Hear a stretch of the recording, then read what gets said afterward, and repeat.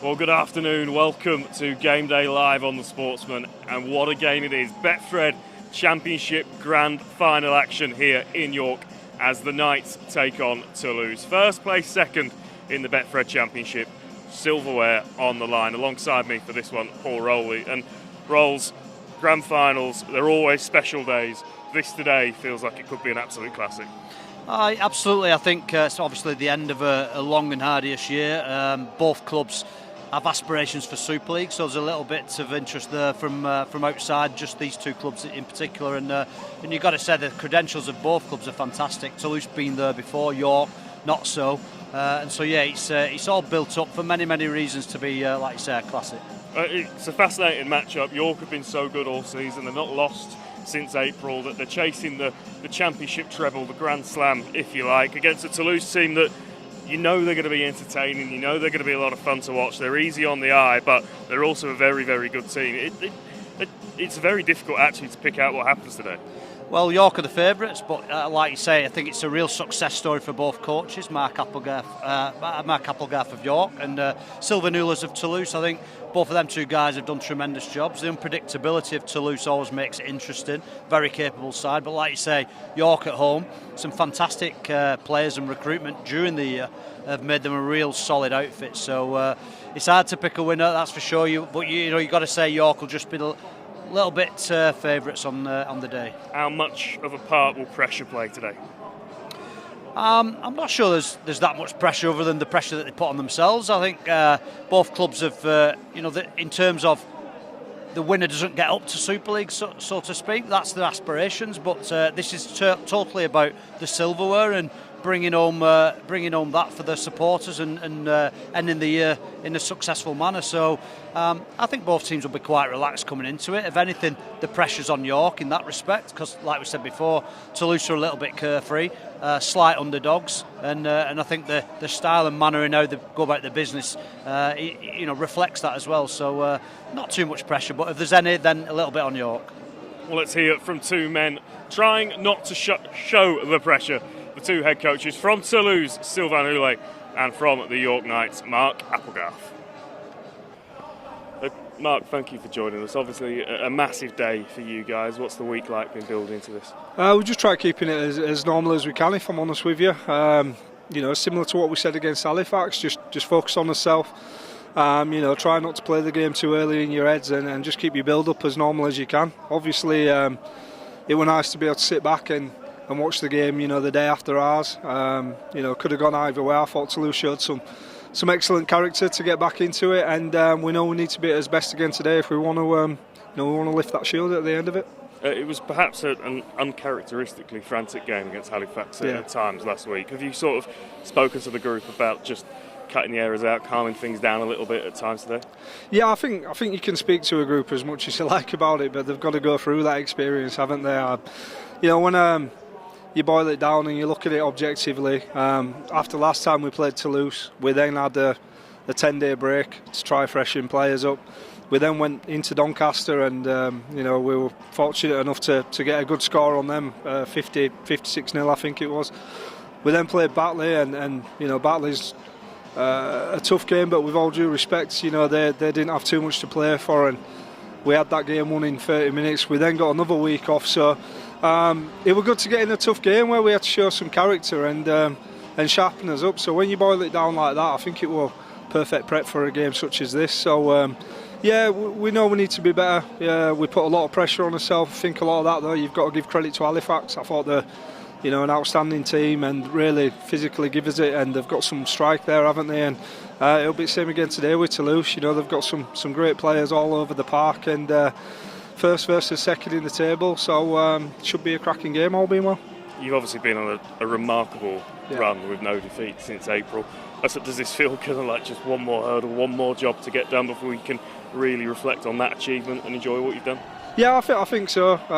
You just hit nail on the head there. It's all right, doing how many games, I can't even tell you. That's how much I pay attention to it. It's all about moving forward and looking at the next one, and the next one's obviously 80 minutes in front of you to lift the shield at the end of it, and it's something that we set a target for at the start of the year. We've put ourselves in a position that we're we're 80 minutes away from doing that. You know, Toulouse will have been saying exactly the same things. You know, this will have been their goal at the start of the year too. So it's whoever can ice it on the day. And you know, big games tend to be won and lost on moments. So you just got to focus on bringing that best version of yourself and making sure that you ice your chances when you get them.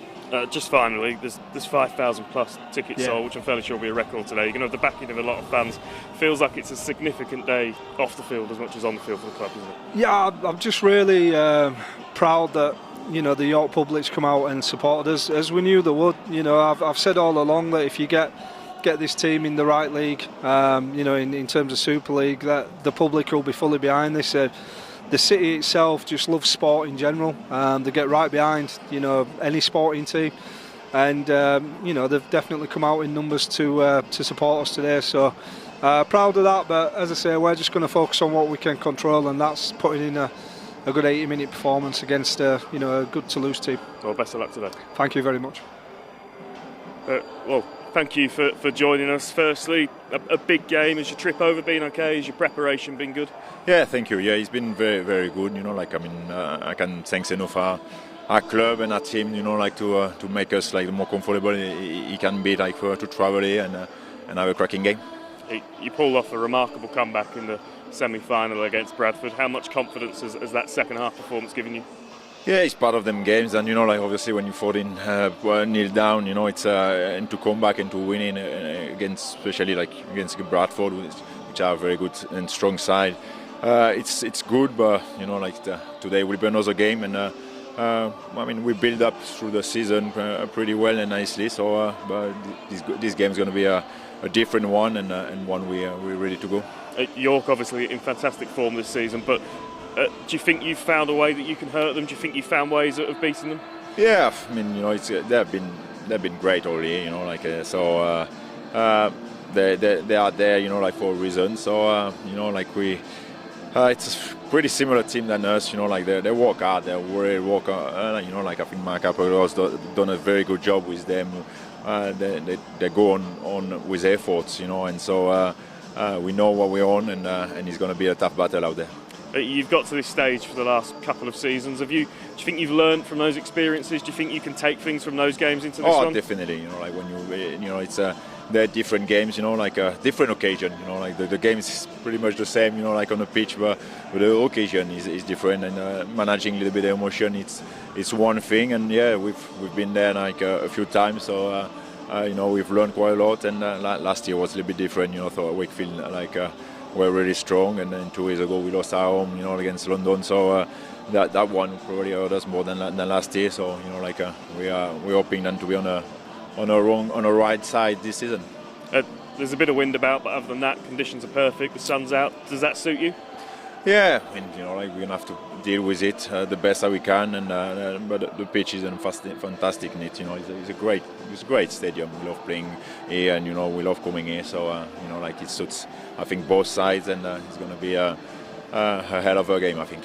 And just lastly, we've heard the noise from the Toulouse fans. We heard them coming into the stadium. There's a few of them come over. What would it mean if you could win this game for them today? Oh, you just, you know, like that's what it's all about. You know, bringing a lot of joy in the face of people who followed us. You know, like obviously our players, all our squads, our members of the clubs, and our families and friends. You know, and supporters. So yeah, it's you know, like grand final is fun, and you know, like you want to make sure, like, you know, on the right side to bring even more fun.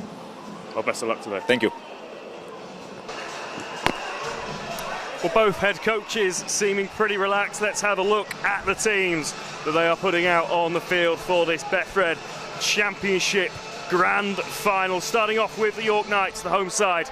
Toa Mata Arthur came up with 2 huge tries in the semi-final against Halifax. He starts at full back for the Knights. It's a wing pairing of Ben Jones-Bishop and Scott Galliano. Inside them, Ollie Field is joined by Kieran Buchanan in the centres. It's a 6 and 7 half-back pairing of Atta Hingano and Liam Harris playing behind a pack fronted up by Jack Martin, Bailey Antrobus with Paul McShane inside them. Jesse D and Connor Bailey slot into the second row with Jordan Thompson locking in the pack for the Knights. Coming off the bench for the home side, Brendan Santi, Sam Cook, Kieran Hudson and Mitch Clark provide the reinforcements.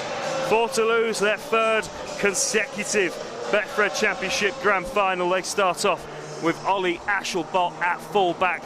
Paul Marcon and Paul Ulberg are the two wingers, with Romeo Tropis and Ruben Rennie in the centres. Thomas Lacans is joined by Jake Shorrocks in the halves, and it's a front row of Lambert Belmas, Rob Butler, Brendan Hans, and behind them Maxime Stefani and Matthew Jusson in the second row. Anthony Marion completes the 13 for the side from the south of France. Coming off the bench, Joe Cato, James Roumanos, Joe Breverton and AJ Wallace are the reinforcements on offer for Sylvain Houlet.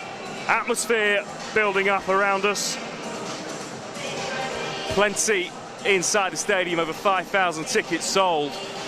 I went for a coffee this morning in York and saw a few blue Toulouse shirts, a few French accents that made plenty of noise when they arrived at the stadium earlier today. So don't expect this to be one-sided in terms of the fans in the stadium. The Toulouse fans are here and they are ready to play their part in what should be a fantastic atmosphere here in this Betfred Championship Grand Final. Paul Rowley alongside me. There's a real sense of excitement about this one.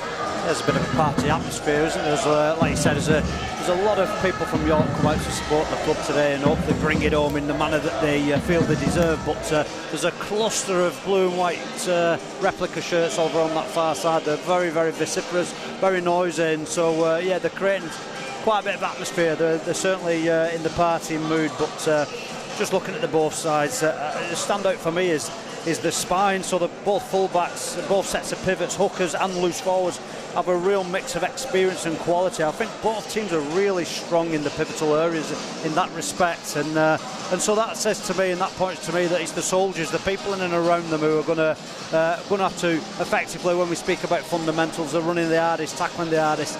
It's going to come down to them things, and I think Mark Applegarth made reference to the little things and the little moments in his pre-match there, and I think he's quite right. So with that being said, I think we were speaking earlier, Lewis, about the impact that both benches will have, and I think that might just be a telling factor in the outcome of this game.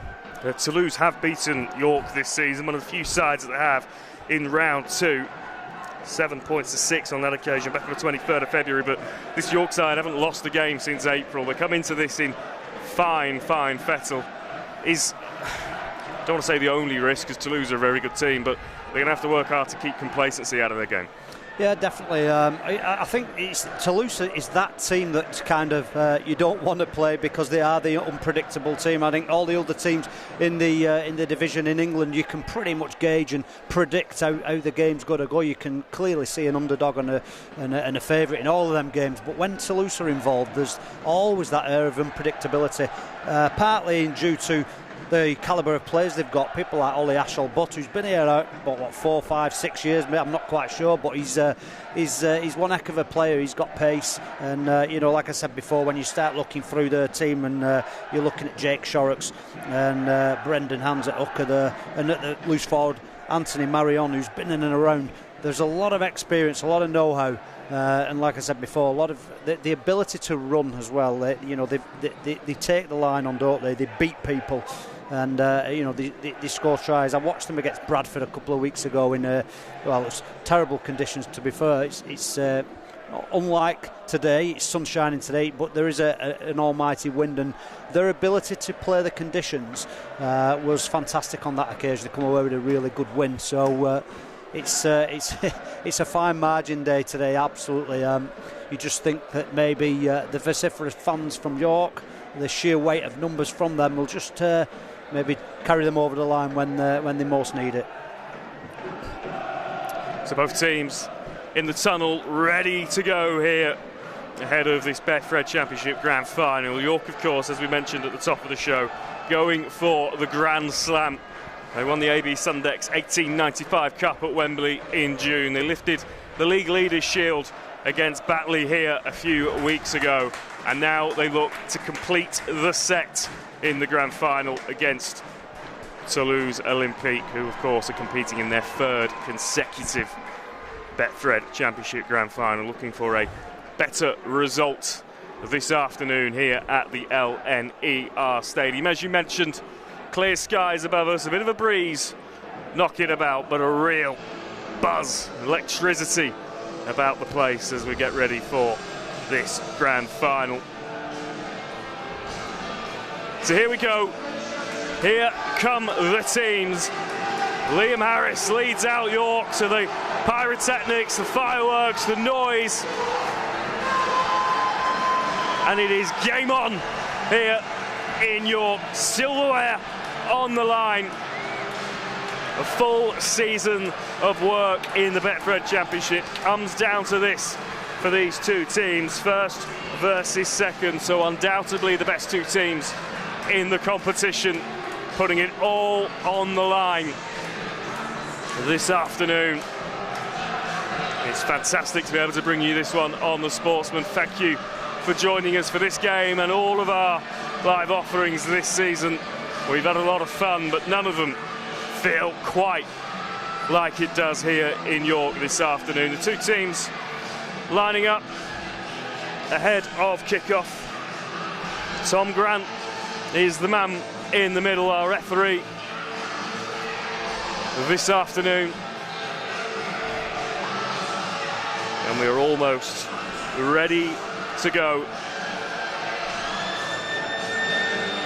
in the second grand final of the season. We had the Betfred Wheelchair Super League grand final last weekend, of course.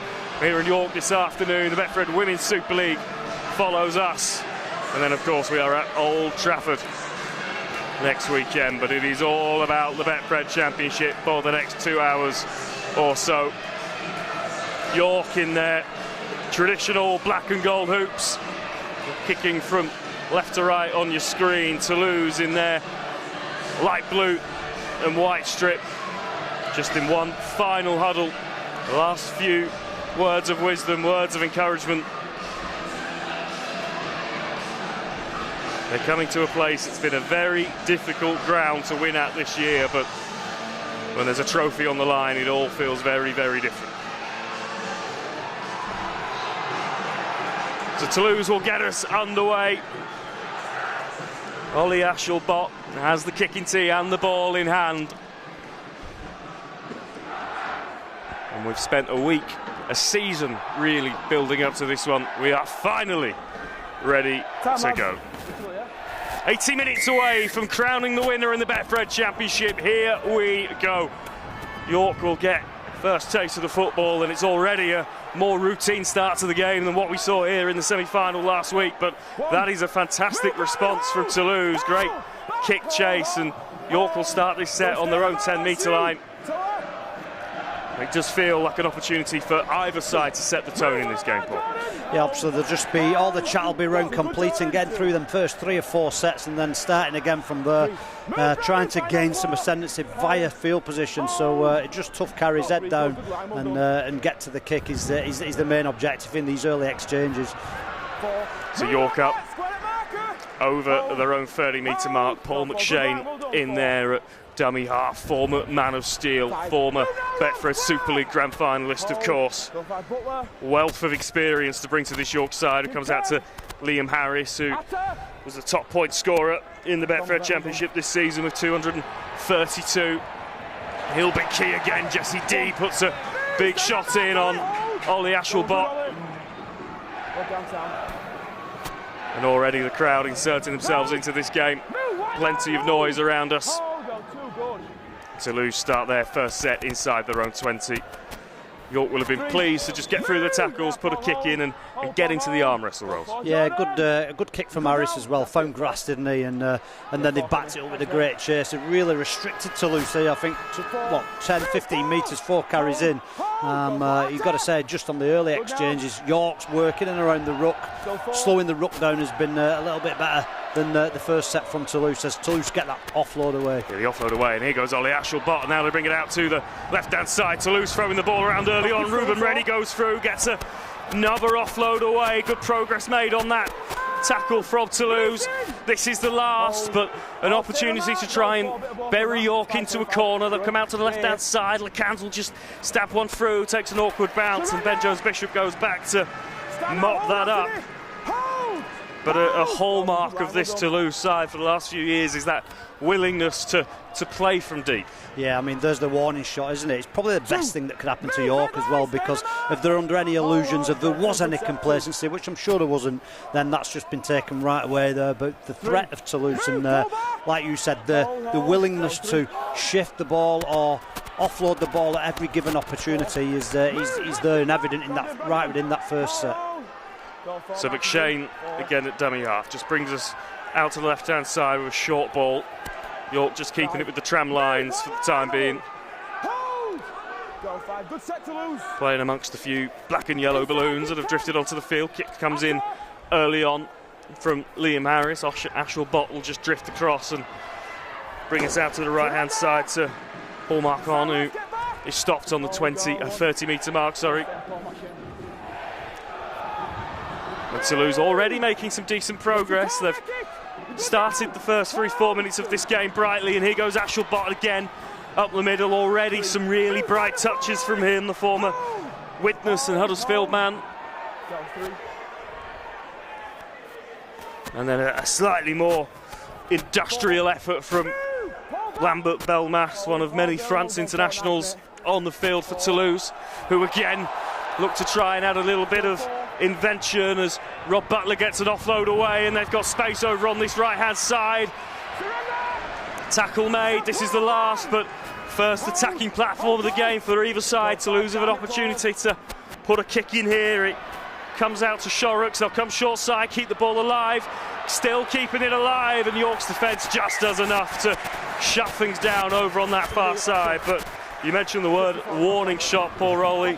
Toulouse have fired a few off. Well, it's interesting right at the beginning of the game now, so you kind of want to, as a player, you want to build your way into these sort of moments, but I think York in particular really haven't had that chance to, and their heart rates have gone from about a steady 60 to 160 in a matter of minutes, so they'll be absolutely blowing hard now. So the second wind they've got to find, this stoppage will help them just to reset a little bit and try and regain some sort of control, and by that I mean taking out the chaos. If it's a chaotic game, then it's going to suit Toulouse, isn't it? So York's best advantage is to take away the chaos and control that ruck, control that offloads.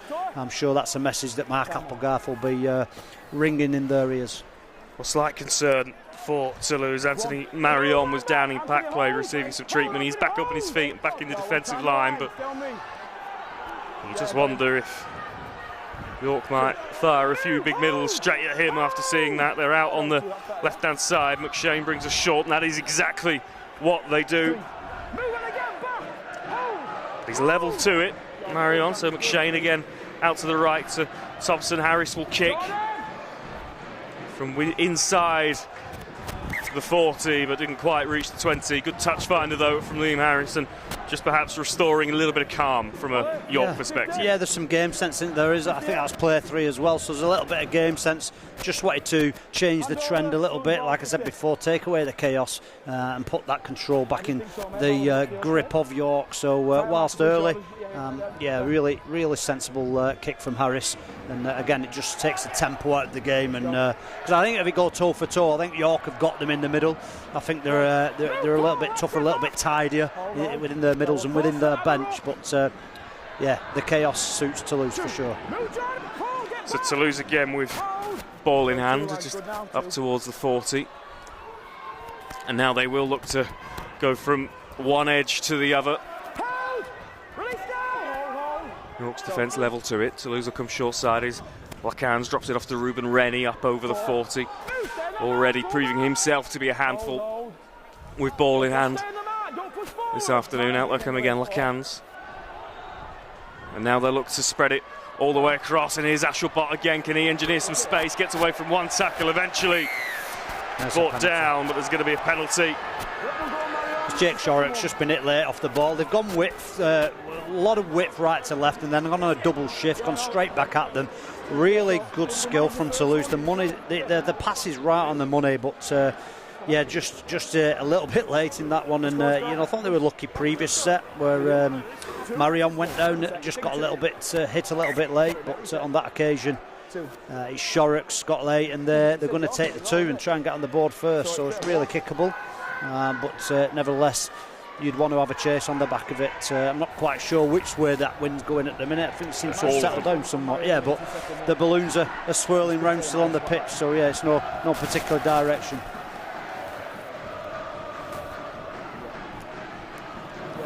So it is an opportunity to draw first blood in this grand final for Shorrocks. Just to the right-hand side of the sticks, about 35 metres away, so angle shouldn't be too much of an issue. As you say, plenty of wind swirling around here in York. Steps up. Connection is good. Accuracy is good. And Toulouse take an early lead here in the Betfred Championship Grand Final. 7 minutes played, and the French side lead 2-0, courtesy with the boot of Jake Shorrocks. We'll just see it again, that late hit. It's Jesse D who just leaves his shoulder in a fraction too long. Shorrocks dusts himself off and duly obliges. If you can hear some bangs around us, it's the Toulouse players just putting their studs through a few of the rogue balloons that have drifted onto the field. Ashel Bott takes the kick-off cleanly and just gives it to Lambert Belmas on the charge, but he's stopped for minimal gain. Toulouse starting this set 15 metres away from their own line. As we've mentioned, a team very comfortable with playing from deep. Here's Butler up towards the 30. And now they'll look to come back to the right-hand side. York pretty comfortable just to be defending at the moment. I think they know they're going to be stretched one way and then the other. Here's Ashel Bott, who has had his fingertips on everything in the first 9 minutes of this game. And this is the last, so the kick will come in, but in fact it is stopped before it even gets to that point. Kieran Buchanan really sharp from marker to shut that down. And maybe the first little win in this game from a York perspective. Well, it's our first look at York, isn't it? I think the ruck was a little bit scruffy. It's a great defensive read from York, but for this first time we're going to get a chance to look at York in good field position. So I do feel that Toulouse are worthy of the slight advantage at the minute, the 2-0 advantage that they've got, but they really need to control Ashel Bott, do York, because he's the problematic person at the minute for them from a defensive point of view. But like I said before, our first look at York now and see what they're about. So here's Hingano, just steps one way and then the other. Pass was just slightly too far in front of him, so did well in the end to just bring that in and control it. Real aggressive running halfback Hingano, formerly of Salford and Lee, Tongan international.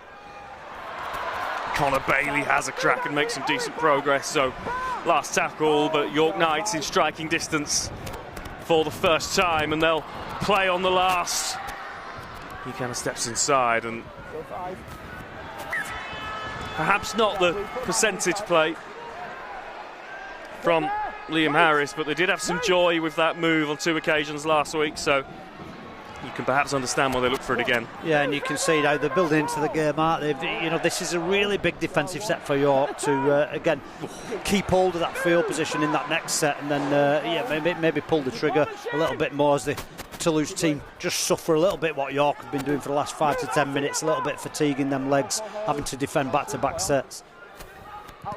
Oh, now kick charge down. It was Shorrocks who kicked. It was McShane who got out to it. And this is a golden opportunity for the home side. 20 metres out, full set in their pocket. Hingano just with a fairly uninventive first carry. He settled 15 metres away. Now there is a bit of shape to the right-hand side. Thompson brings us out to Harris. Harris looks one way and then the other, and then finds Matt Arthur, who will go himself and open the scoring for York.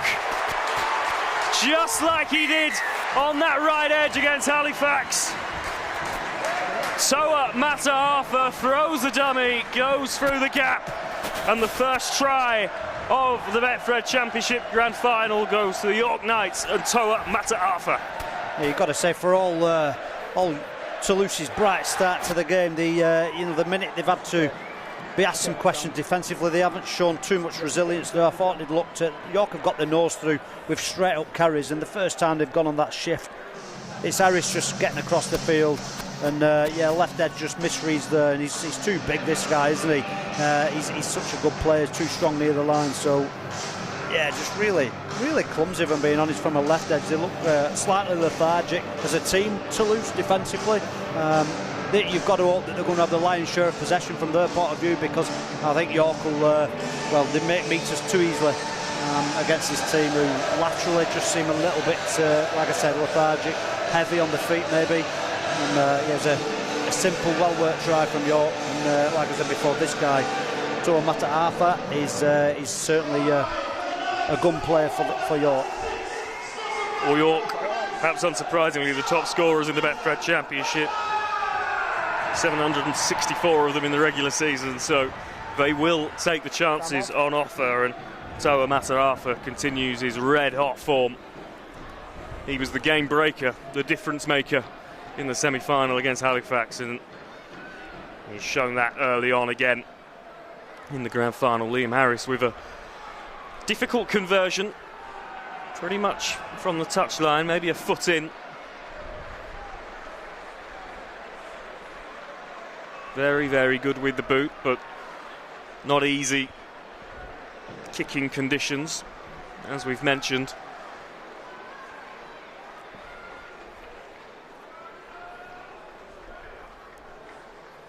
So takes his time over this one and steps up, and it's just fading away to the left-hand side of the post, so it stays 4 points to 2 in favour of the York Knights, but maybe just not a sense of relief around the stadium, but certainly a feeling that game has just settled York. That tries to settle York into this game a little bit. Yeah, it's settled the nerves, hasn't it? But it's another warning shot for Toulouse, but it's definitely settled the nerves in and around the stadium. That York, on the first time really they've had field position, they've posted points there, but you would hope that Toulouse have one or the other. Are they going to slide defensively? Are they going to get up? And now that kick's dropped short in the wind and taken an awkward bounce. It's pinballing around. Ollie Ashel-Bott picks it up, so all of a sudden it's Toulouse straight on the attack. It pinged off a York leg, which played a lot of players offside, which is why the retreating Knights players weren't able to touch it, and Ollie Ashel-Bott on spot to pick up his own kick-off, and straight away Toulouse with an opportunity. Just shows you the wind as well. We were just asking the questions as then a penalty. So that'll be Toulouse just levelling up here with the two points if they choose to take it. But yeah, the ball went high, didn't it, on the kick-off, and it clearly blew back on itself quite significantly there, just to make it a really troublesome catch for York. And there comes the chaos, which, as we said before, Toulouse certainly thriving, and it's Ollie Ashel-Bott again. He's so electric, isn't he? He's been such a consistent player over a long period of time now. He's been great for Toulouse, and he's their best player at the minute, that's for sure. Well, he caused all sorts of problems with this kick-off, and it just stops, doesn't it? It bounces backwards, and then takes a ping off a York leg, and that's why none of those Knights players are able to touch it. And Ashel-Bott finding a little bit of space. He burst onto the scene, didn't he, in a witness team that was struggling at the time, and has gone on to have a very good career in the south of France with Toulouse. Well, I think he's had options to move elsewhere as well. I actually just think he's enjoys the lifestyle and the living in France, south of France, so much that he's stuck with them throughout. And why would you not? He's certainly performing well. He looks happy, and fair play to him. But when we arrived at the stadium, there was a gale force wind blowing in all directions. It seemed to calm down, but like I said before, it's the odd gust is clearly evident there on that kick-off, and it's a challenge for anybody. So Shorrocks will look to add the 2 and level things up here in York, which he does.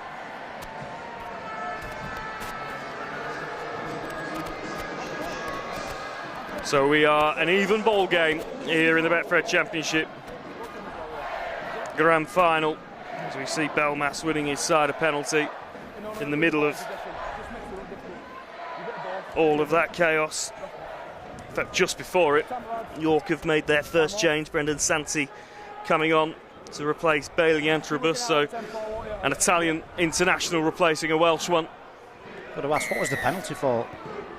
I don't know if it was a shot that rode slightly high on Belmas. And now York return up to the 10. Toulouse return up to the 10, apologies. They'll just have a little bit more wind in their sails.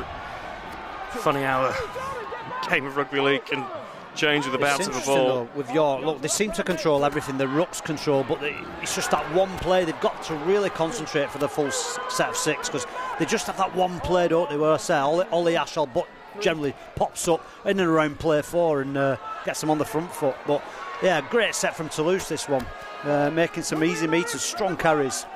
Well, that's what Toulouse do, isn't it? There's no player on the field that's ever really out of the game, because they can move the ball so quickly and they're willing to. Up over halfway on last tackle.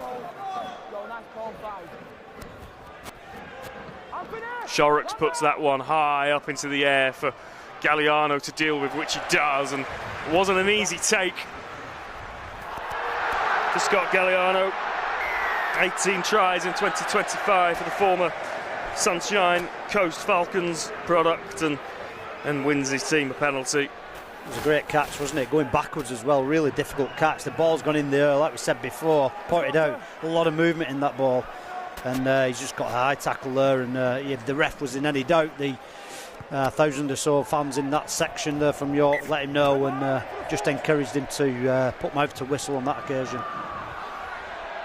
So York back underway and looking to get themselves back on top of a game that's really swung one way and then the other. Toulouse have had some really bright moments. That toe at Mata Arthur try looked like it had pinned the French team back again, only for them to then be levelling up from the penalty. So really neither team in the ascendancy, you would say, 18 minutes into this one, as the scoreboard would attest, as Hingano gets up slightly slowly and then goes back down. So cause for concern there from a York perspective. They're up over halfway, and Harris puts that one into the clouds. It takes a long time to come down, and then takes a few bounces, and York keep it alive, and Harris has it in hand again, and then he puts another kick in which hits a Toulouse player, and we're back to 0. Live, I wasn't sure if that was played at, but no hesitation from Tom Grant in resetting the clock. So 30 metres away from the Toulouse line, and York in position to have another crack. Yeah, my first instinct was that's a tough call for Toulouse, but I thought the ball played the man. But I'm sure we'll see in a replay further down the line is York, who Thompson again through Thompson, just getting the nose through, setting up field position. McShane, short drop-off ball from McShane to Hudson. Hudson stopped 5 metres away. McShane can pick left or right, picks left, back to Jordan Thompson, out to Hingano, numbers left if they want to use them. Ollie Field can't quite through, cut through. Hingano again, he'll stab a grubber kick through, bouncing around all over the place, and just evades everyone. So we're going to come back for a 20-metre tap, but I think there was a few hearts in mouths there for Toulouse. Well, the dropout would have been a good outcome as well, but the ball evaded everyone, like you say. It was almost like a dummy put down. If he didn't get his hand to it, Toulouse, though, I'm not sure if he did or he didn't, but yeah, they got away with one, Toulouse. But again, you've got to say, if they're going to slide on their own line, they've got to be working an awfully lot harder on the inside. Otherwise, York will pick them out, especially through Thompson, smart footballer, and Harris. They'll find that space on edges, so they've got to work harder from the inside if they're going to defend like that. So hands in at dummy half, on loan from Parramatta Reels, Brendan Hands, and Allberg is away, and he gets the offload to Ruben Rennie, but we're going to come back for a forward pass. Toulouse thought they were in then. I think it's the touch judge on this near side who's made the call. We can have a look at it again. Scrum. I don't think there can be too many arguments. No, I think it's the right call. What I will say is we're going to see this for the next 60 minutes. Toulouse won't go away from doing this. They've clearly set out a game plan. A lot of traffic coming right to left down this left edge for Toulouse, right edge for York. So they've certainly showed us the blueprint. They won't go away from it. Ollie Ashall, but again, creating the overlap, throwing the cutout pass, and then some strong carriers over here on this left edge. So Scott Galliano off his wing, first cab off the rank in this set, up to the 35-metre mark. McShane then to Brendan Santi, who's fashioned a sort of old strongman moustache for this grand final. Now we'll come out to the right again. Ben Jones-Bishop, top try scorer in the Betfred Championship. 29 of them for the Jamaican international. Now they'll come left to Thompson, who will just straighten up and take on 3 Toulouse defenders, get his way up over the 40. Still tackles in hand in this set. McShane will go himself before bringing Hingano into the play. That ball is offloaded to ground and has gone forward in the process, so Toulouse will get possession back, and a bit of a disappointing end to what had looked like a lively set for York.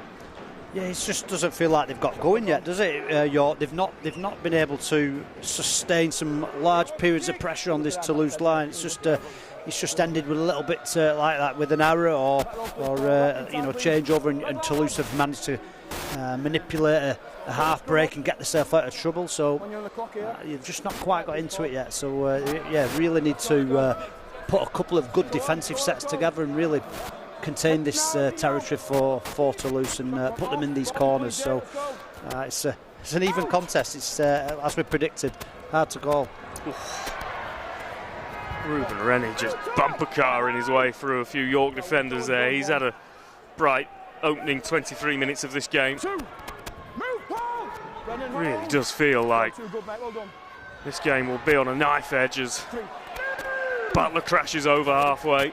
You look at the body shape though. You mentioned Ruben Rennie. They're like props on edges, aren't they? So that tells you one thing. They're going to be vulnerable defensively, but geez, when they get the ball in their hand, they're so powerful and dangerous, and that's exactly what we're seeing at the minute. Well, they're props that can play a little bit as well, aren't they? Because absolutely. They can move the ball around. The only way to have a good day against Toulouse is to starve these guys of possession, so you've got to be ultra disciplined. Well, he's actual bot finding some space again. Could be numbers on the right. Maybe not the right decision. Maybe it was the right decision. Offload away to no one.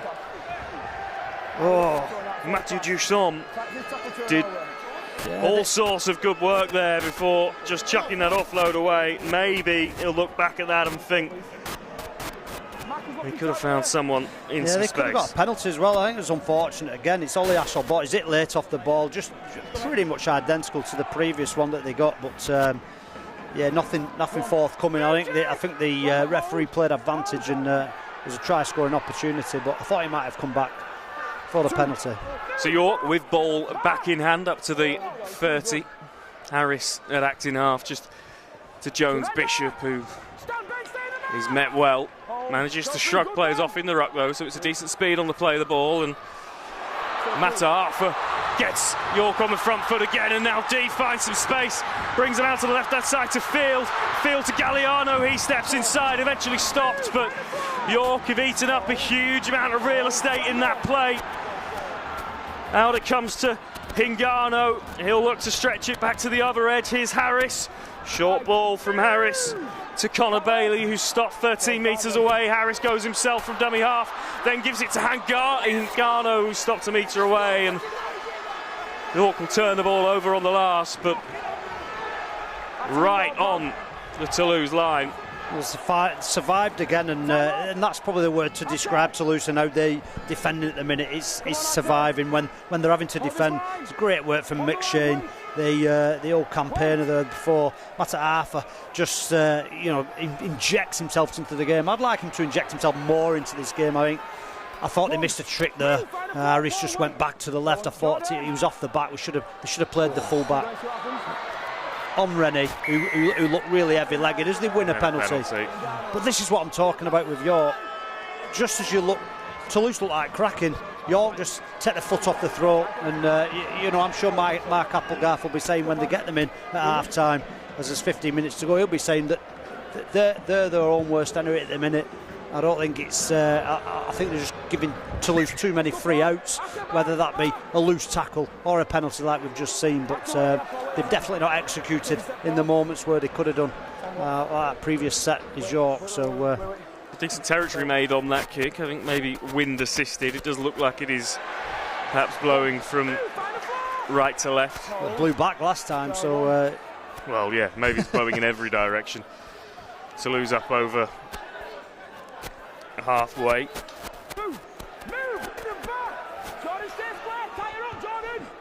Slightly slower play the ball, so they'll come out to the left hand side to Thomas Lacans, who brings Ulberg into play. He just bumps off Liam Harris and then gets up towards the 40-metre mark. And now options on the right hand side of the field perhaps for Toulouse. Stop just inside the tram lines. Here's Shorrock, steps one way and then brings it back into the middle, looking for support, which he finds in Ashelbot. Ashelbot's pass goes to ground, but Toulouse recycle. Lambert Belmas is stopped 8 metres away, dead centre of the field, so it's the left-hand side that Toulouse go for. Ashelbot puts a kick through, which is then picked up by Matt Arthur. Can he find some space? Just dragged down by the ankles.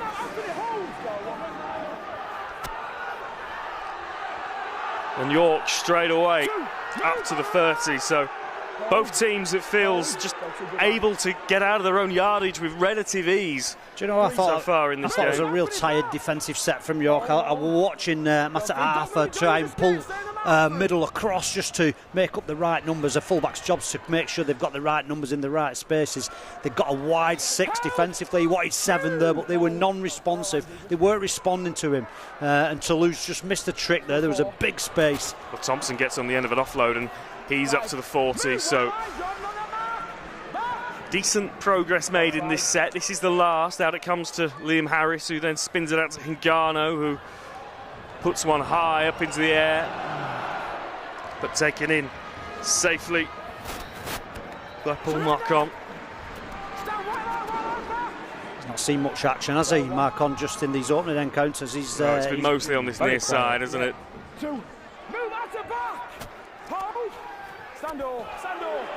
So Toulouse then up over their own 30-metre mark. Just a little bit of an arm wrestle starting to develop in this game.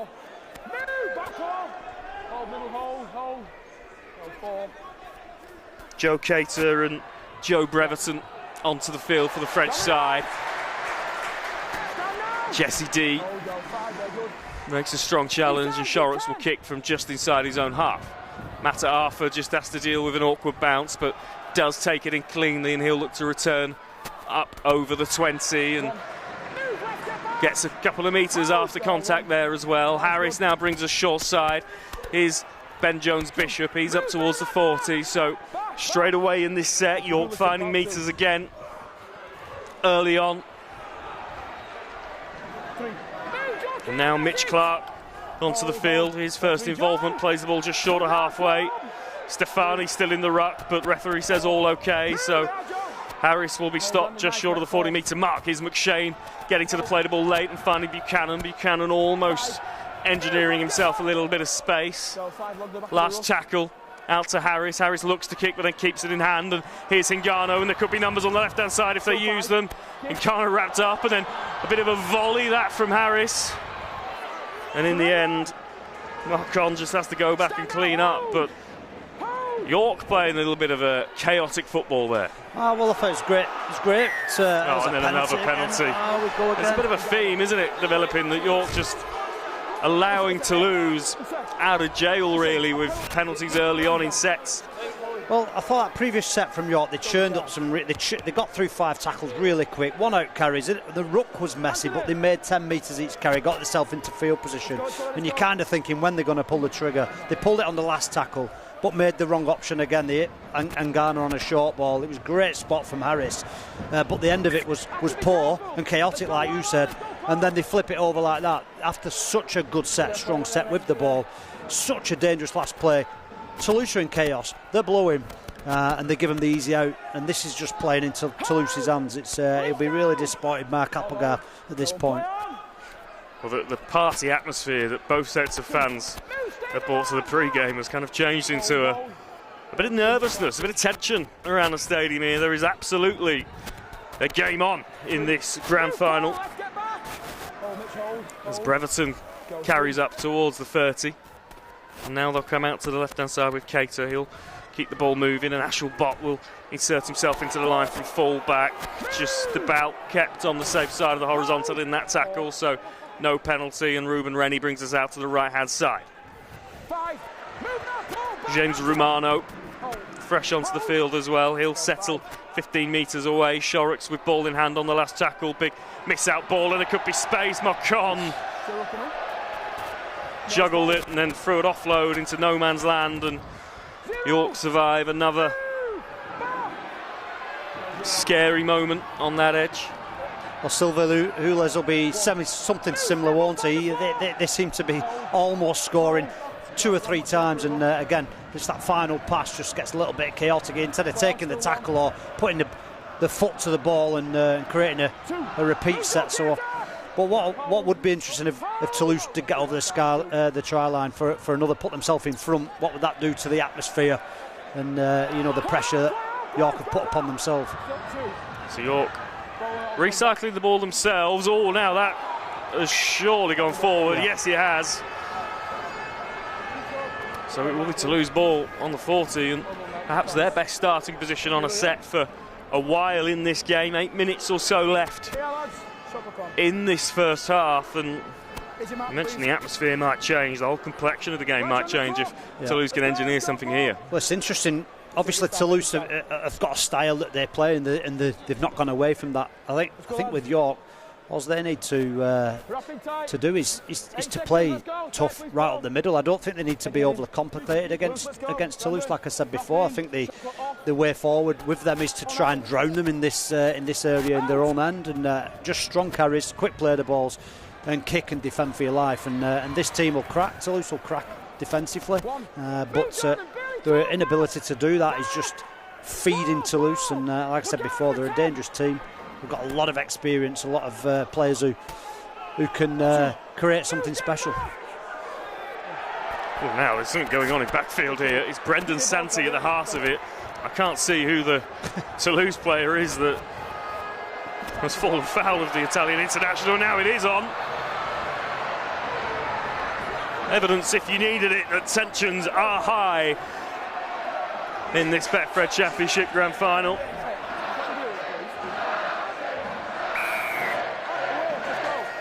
The referee's in the middle of it blowing his whistle. Two teams aren't quite done yet. There we go, we're all smiles now, so we'll see what Tom Grant makes of this.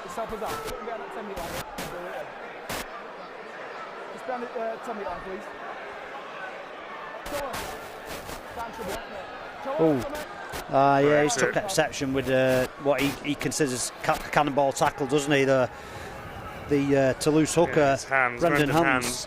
He's took exception with Santi, and I've got to agree with him. He's coming in around the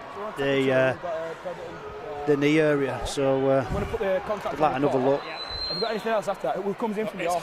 It's hands from Toulouse that comes in and pulls Santi. And then after that, everyone's just going. So I just think hands and Santi. Yeah, I'm going to talk. The interview's going to go in report. I'm going to speak to Brandon Hans, and obviously we get Brendan Santi from there. I'll speak to the captain for the report. We're going to go tackle 2, Brendan. Yeah. Okay, mate. Captains, please. Captains, please. Liam Morris. So Tom Grant will have a word with the captains. I think we are just going to carry on. So the initial contact's going to be a possible dangerous contact, but we don't need his players running in. From who? What? Dangerous contact. The tackle's going to report. What we don't need is players running in. They're in the vicinity, but they can't take control away from my hands. We're going to go on report. The injury's going to report. Right, tackle 2. Sweet. On report.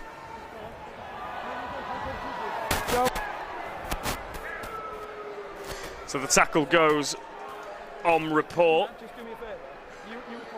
Brendan Santi I think that's where it's hard if they've not got anybody in their ear, the referees and the officials, if they've not quite seen it at first instance, then we've got the hindsight of the replay, so somebody in their ear, because to me it's a penalty, but I think he's dealt with it really well. Yeah, and do you know what?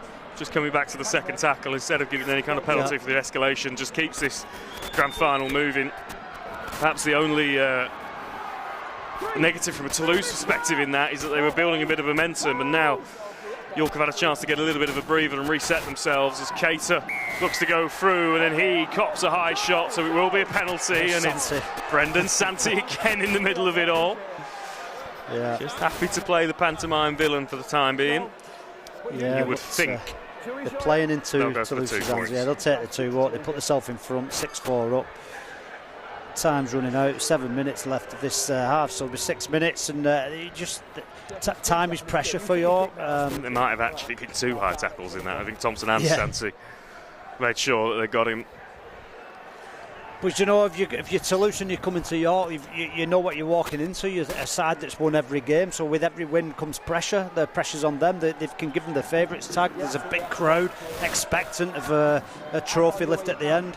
So time is pressure. The longer this game goes on, why York are in front, the more pressure builds, the quieter the crowd go, and the whole atmosphere just changes. And this is a big 2 points, big moment for Toulouse, just edging in front. And now this becomes a really big set. If Toulouse can have a really competent set coming out of yardage here and get a good kick away, then they're starting to display an element of discipline and control on this game. Well, it feels like a big spell up until half-time at this point, doesn't it? About 5 minutes or so left to play, and York have an opportunity to get some control back in this game. Equally, Toulouse have an opportunity to expand their lead before half-time and really test this York Knights resolve. We've not seen them lose since April, but they will be feeling a little bit of heat, I think, at this stage in the game. It's not been all their way by a long stretch. That said, when you're 2 points down to 3 penalties, you are ultimately the master of your own downfall, aren't you? Yeah, I'm just watching back play there. I think it's Bretherton who just gives Santi a little push. He's lucky, really, to be fair, that the ref's not pulled him up on that. It's just unnecessary. I think whichever team keeps the discipline, they'll come away here. But again, I've got a question just defensively on York. Just slow to react sometimes and get people across in and around the corner defensively, get the numbers right. So here's Ashelbot again, dancing in towards the line. Eventually, on this occasion, just wrapped up by Jesse Dean, forced backwards. Shorrocks will put the kick in. Oh, Galliano spilt it. Massive error with 4 minutes left in the first half, and York have opened the door to Toulouse here in the last few minutes. It was swirling around in the wind, and I think it just wrong-footed Scott Galliano, and he spilt it.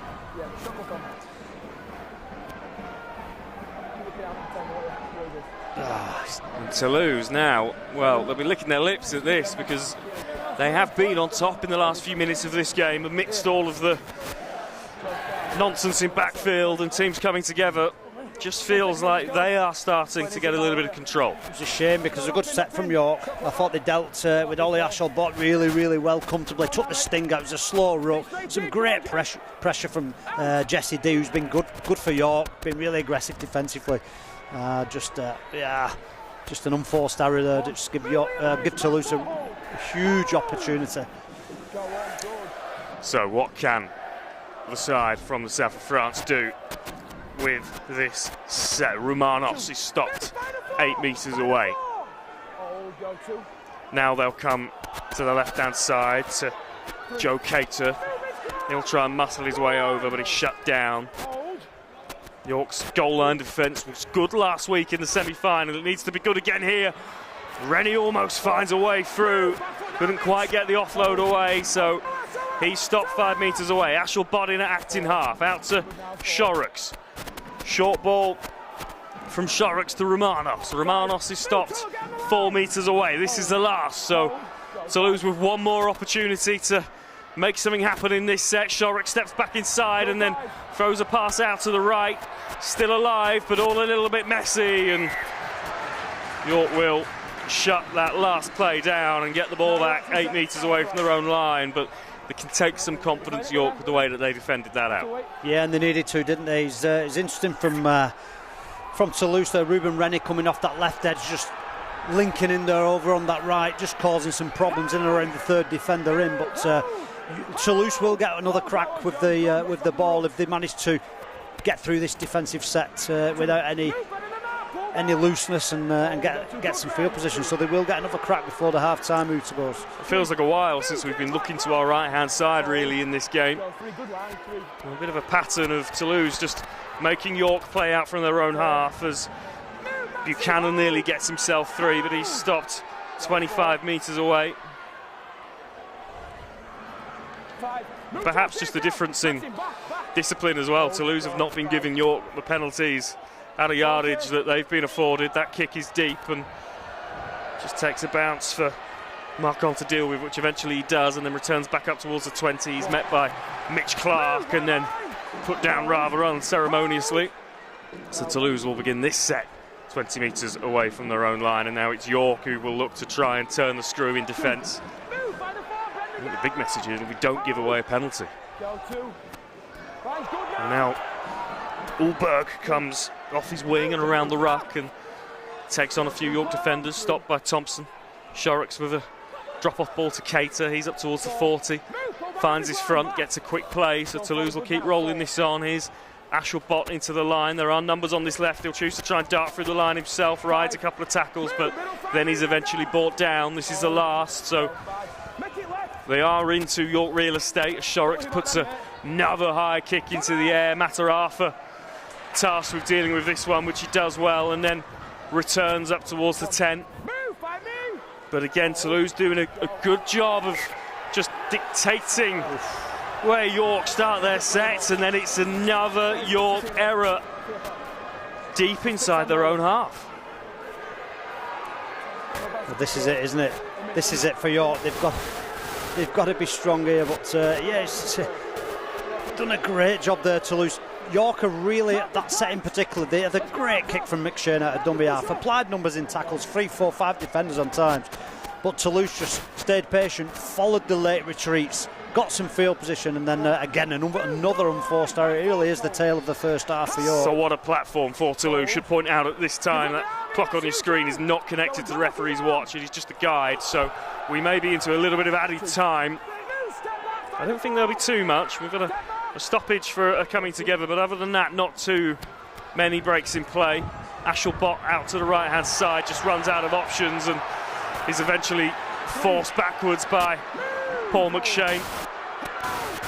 York need to be squeaky clean here. They'll come short side, Toulouse. Still going, and there is the hooter. And the Knights survive on this occasion, but they have been under the pump in the first 40 minutes of this Betfred Championship Grand Final, and it is just a 2-point lead for Toulouse, but one that I would say, Paul Rowley, on the balance of that first half, they about deserve. I think so. I think when you look at the statistics, I think the sheer weight of possession, territory, completions, all the fundamentals that you really want to carry into a cup final, then Toulouse are just in the ascendancy there. They're just winning that battle, if you like. So I have got no doubt that York are very much capable of chipping away and getting 2, 3 quick-fire tries just by playing strong and direct right up the guts. But they're just getting it wrong on too many occasions with the ball. But without the ball, both teams have been resilient and strong. But like I said before, I don't think Toulouse have really been tested too many times in a territory where they're going to be too stressed. So everything's been a little bit too comfortable for Toulouse, and York will be saying that's of their own doing. They'll be disappointed with what they turned up in that first half. So Toulouse Olympique take a 2-point lead into the break. Well, it is absolutely game on in this Betfred Championship Grand Final. Let's just remind ourselves as to how that first 40 unfolded, and this is a really nicely worked move from York to move the ball out to the right-hand side of Toa Mataafa, as he does, slicing through to score. Yeah, again, it's Thompson, though, who's that conduit, isn't it, between middles and edge, over to Harris. I think they've had 2 or 3 occasions where they could have probably hit the same man. He could have had maybe 1-2 more tries in this game, but they've chose not to go out the back on other occasions. But on that time, yeah, Harris getting to the right player, and like you say, he's just too strong on the outside. And there's the late shot, just as Toulouse were building. The late shot, Shorrocks, that gave the French side a penalty, enabled Shorrocks to just level things up again. He's been perfect with the boot so far in difficult kicking conditions. That one probably is most challenging. And then Belmas earning himself a penalty. I mean, it's hard to see what the penalty's for. Is it a late hit and drop with the knees, maybe coming in second man, a flop? I'm not quite sure on that, even on the replay, what the penalty was for. But there wasn't too many York players arguing with it, so it was clearly, well, that was a little bit clear, isn't it? Straight around the chops from Santi, who's really been close to the line on a few occasions. It is discipline, really, that is killing the York Knights so far in this grand final, chasing that Betfred Championship treble, but they've got some work to do here at the LNER Stadium. It is the Toulouse Olympique who leads 6 points to 4 at the break. Stay with us. We'll be back with a massive second half in the Betfred Championship Grand Final. The 30th Betfred Super League Dream Team was announced on Sunday, with 7 clubs represented.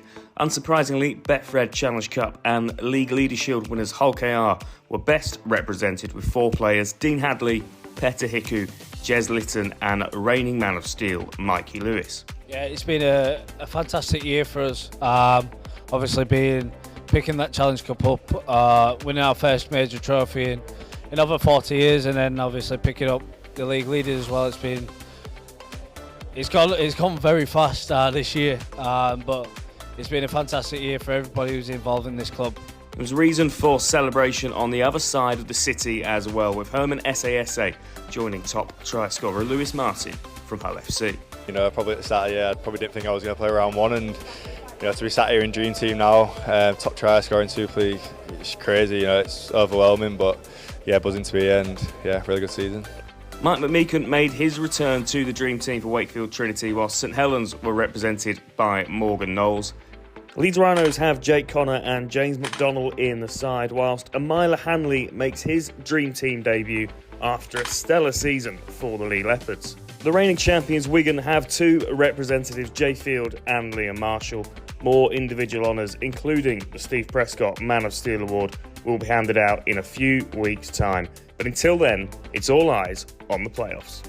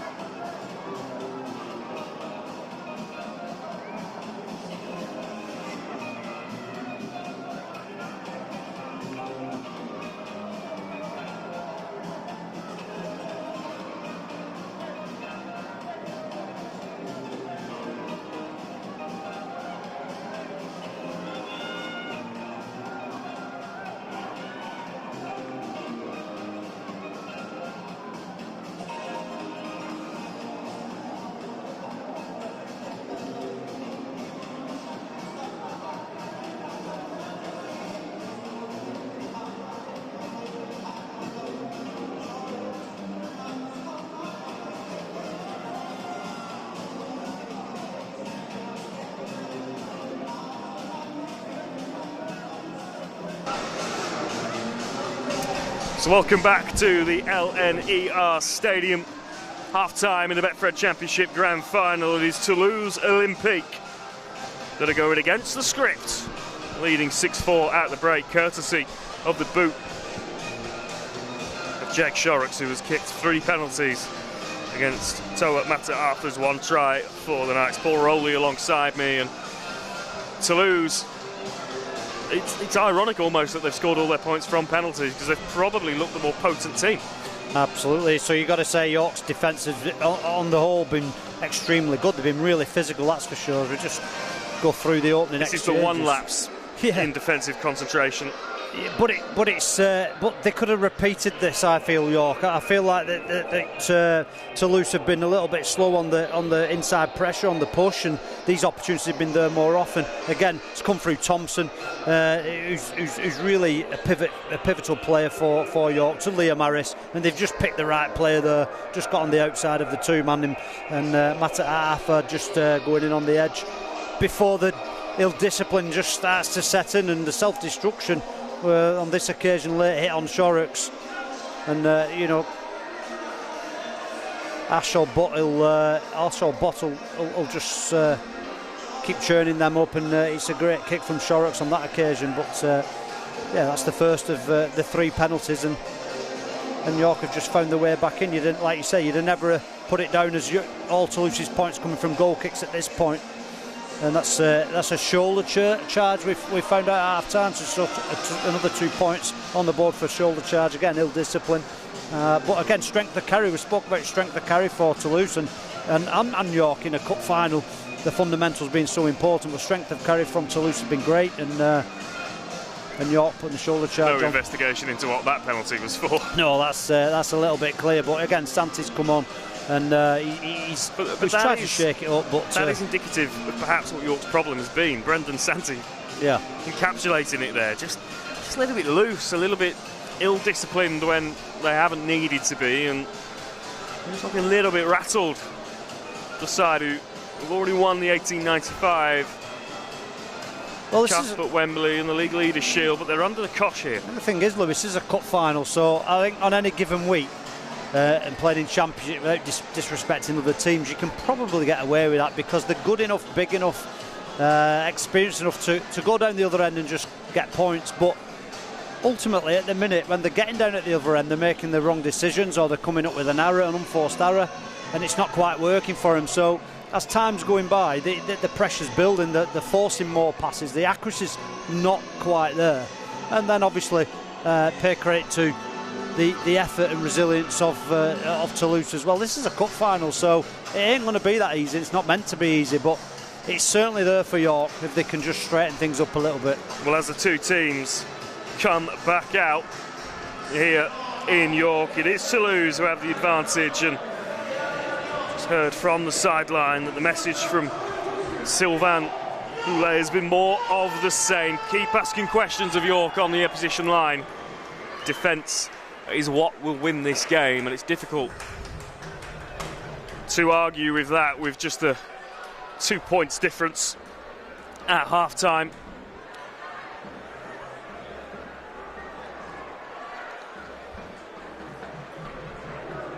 And the York Knights be interesting to have been interested to have been a fly on the wall. Mark Applegarth, half-time team talk.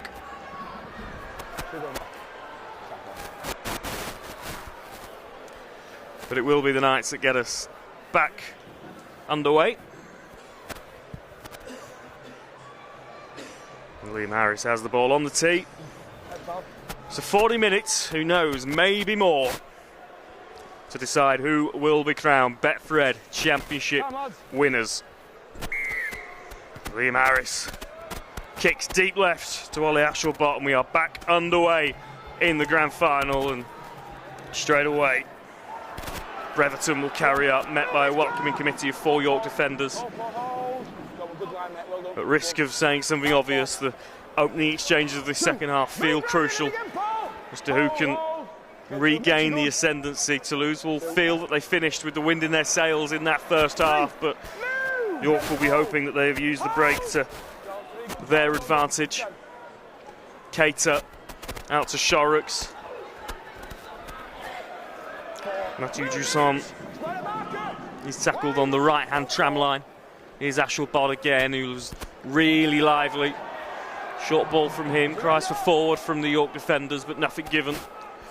Cater is down, getting up slowly in front of the ruck, but we carry on. Lacans will put the ball up in the air for Jones Bishop to take in, which he does without any real challenge. He's stopped 13 metres away from his own line. Now they come out to the left-hand side. So Toulouse navigate the first set of the second half without any incident, and now York look to try and return fire as Mitch Clark fires in up over the 20. He'll play the ball to McShane, who brings up to Galliano, who made a couple of errors in that first half. He'll be looking for more of a positive impact in the second stanza as D crashes up over the 40, hand in the air from Tom Grant. So this is the last. Liam Harris will look to kick this one deep. Bit of a spiral on that ball, and it'll bounce in between Ulberg and Ashelbot. The fullback will just drift in and collect, and now look to try and find some space in the line, but Brandon Santi wraps him up. And see that tackle on Jesse D again. First couple of minutes of this second half, perhaps the calmest this game has been. Yeah, it was a lovely low tackle, wasn't it, from Troppis there. Just McShane picking off that short side, but he's alert to it, isn't it? And like you say, the early exchanges, I think Toulouse have been really bright with their start, starting with the Brereton carry, and then again they have that one shift out in the set before handing it on to Ashelbot to try and create some chaos before the last play kick. So copy and paste for Toulouse, exactly the same. Well, the word from the sideline is that the message from Mark Applegarth, unsurprisingly at the break, was improve the discipline, but he's also instructed his side to try and have a bit more fun in the Toulouse 20.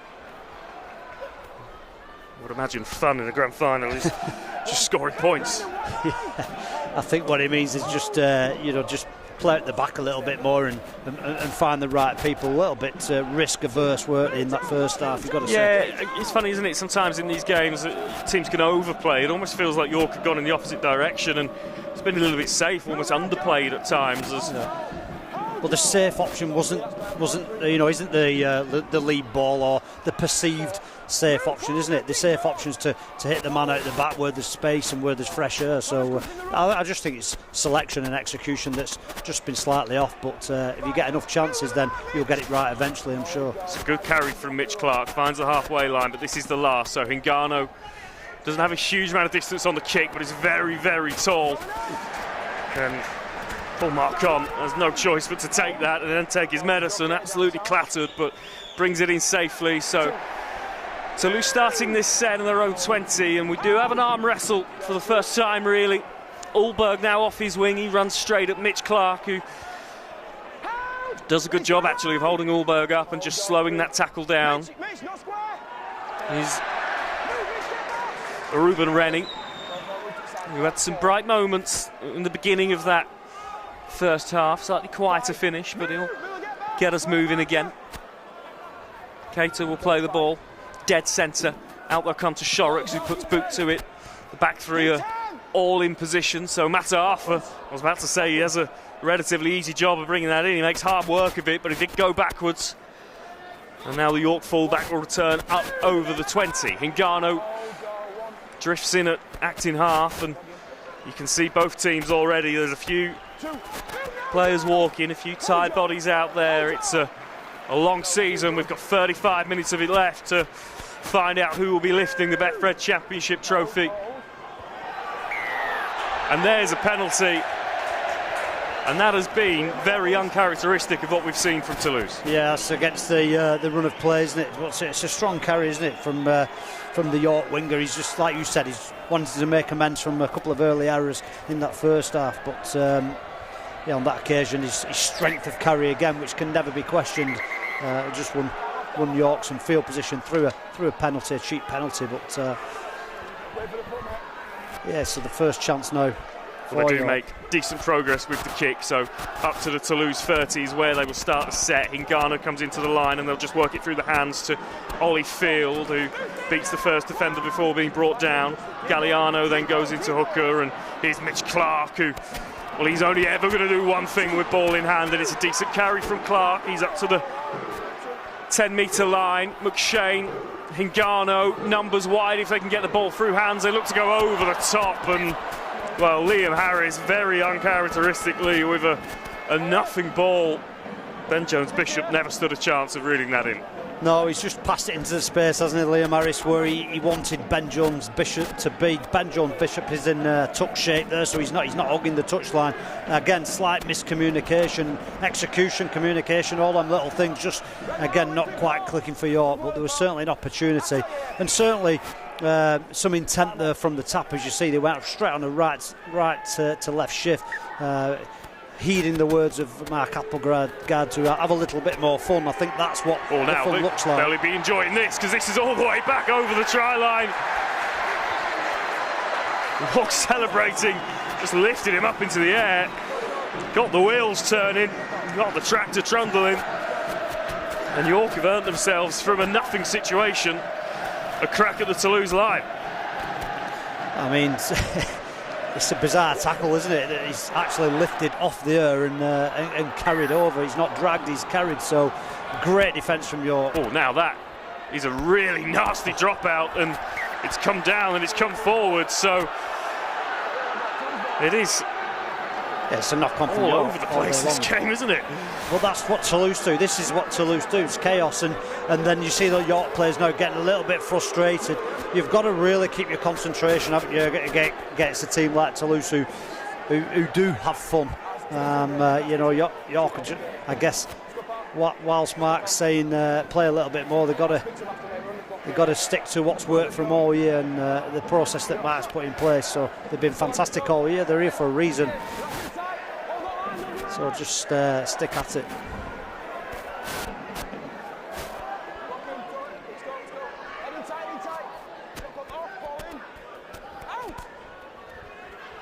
So Toulouse out of the scrum.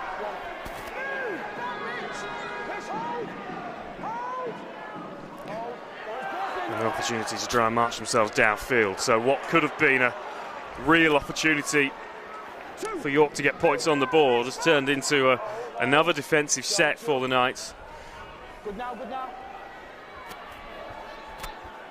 And they haven't really had a consistent spell where they've had ball in hand and had opportunities to ask questions of Toulouse in defence, who now have ball in hand themselves. Shorrock spills it and just getting a little bit messy. In fact, this is going to be a penalty for the offside because it was picked up. I think it's Brendan Hands who picked that ball up from in front of Shorrocks.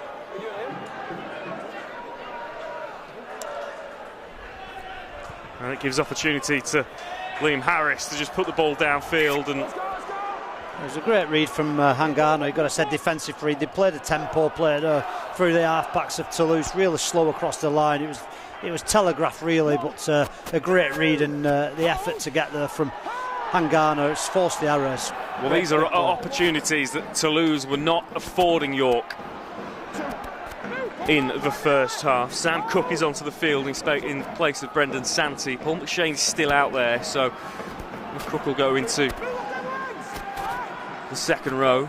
McShane, Hingano. He's got Thompson who's still out there as well. He'll just crash into three Toulouse defenders. Options on both sides of the ball for Paul McShane. He'll come right to Hingano. Hingano just with a short drop-off ball. Toulouse's defence is good on that occasion. But York as close as they have been for a long, long time. McShane, nice little wrap around, could be in the corner, and I think they are. Try given. It's Buchanan who's gone over, and a little bit of ingenuity, and maybe when Mark Applegarth said have some fun in the Toulouse 20-metre zone, that is exactly what he meant. Yeah, absolutely. It's a great play, wasn't it, from McShane?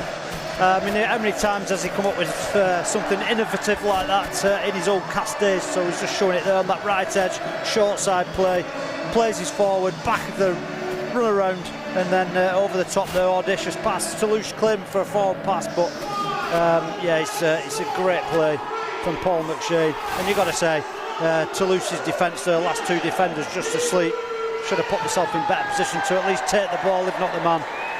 But great attack, and again, you can just feel the relief in the stadium as Toulouse take the lead again. It was another difficult kick for Liam Harris on that sideline, but one that we'll just be grateful to have. And York, who haven't had too many good ball opportunities in this game, take full advantage of that one. And as you say, the ingenuity of Paul McShane picking the lock over on that side, and a relatively routine finish for Kieran Buchanan.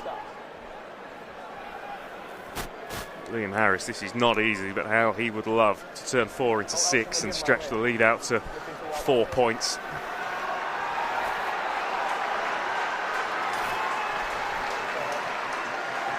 It probably is worth mentioning, just in terms of the flow of this game, that although certainly for the next probably 10-15 seconds it's only a 2-point game, in terms of tries scored it is 2-0 in York's favour, and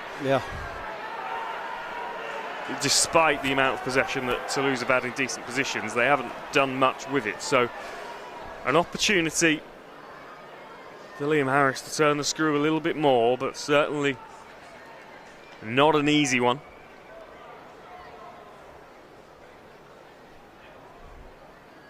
So up he steps. Hush around the stadium, sends it on its way, but just to the wrong side of the sticks. It looked good for a moment, that, but Liam Harris unable to convert, so it stays a 2-point game, but maybe just a settler, although that is exactly what we said in the first half. And then the ball caught in the wind and blew straight into the hands of Toulouse. So nothing a given in this game, but certainly Mark Applegarth will be pleased with the way that his team executed. It's like we said, Lewis, I think the difference between York and Toulouse is the field position, that when York have had it, it's been a bit of a rare commodity. They've posted points via tries, and Toulouse, in contrast, for all the field position that they've had, have really struggled and haven't crossed the York whitewash as of yet. So Mitch Clark starts that carry in the car park, but met well and then comes up with an error. So straight away, in different circumstances, the same result. York score and then let Toulouse straight back in. Yeah, absolutely. It's an error from Mitch Clark, isn't he? He's a full-blooded player, isn't he? He's so fired up. It's a strong carry, and they've just again put themselves under pressure right from the bat. The one thing you want is to complete your next set after points. Everybody knows that. You could argue the hands in there from Wallace, but nevertheless, it's a loose carry from Mitch on that occasion. Not an happy bunny. So Toulouse with a scrum, dead centre. 4 players to the right-hand side of it in shape, 2 on the left. But your money would be on them coming to the right-hand side, and that is where they come out to Shorrocks. He's got Ashelbot in support, who steps into the line and then jags back in himself, but unable to find any kind of space. Now they'll come left. Shorrocks again. 12 metres away, Hans is in at dummy half. Comes to the right-hand side to Joe Cater. Joe Cater runs into Jordan Thompson, Sam Cook and Mitch Clark. He'll play the ball 8 metres away. Hans again, Shorrocks. Looking to just try and engineer some space. That's Romeo Tropis, who's just lost that ball forward. So I thought he was blowing up for another penalty for a late shot on Shorrocks there, as he's bent over on his haunches. Just I think he was expecting it as well, but it's gone the other way. So like you said, the trend has changed, hasn't it? The things that York were doing in the first half seem to have passed on to Toulouse, and it's them that's given the penalties away.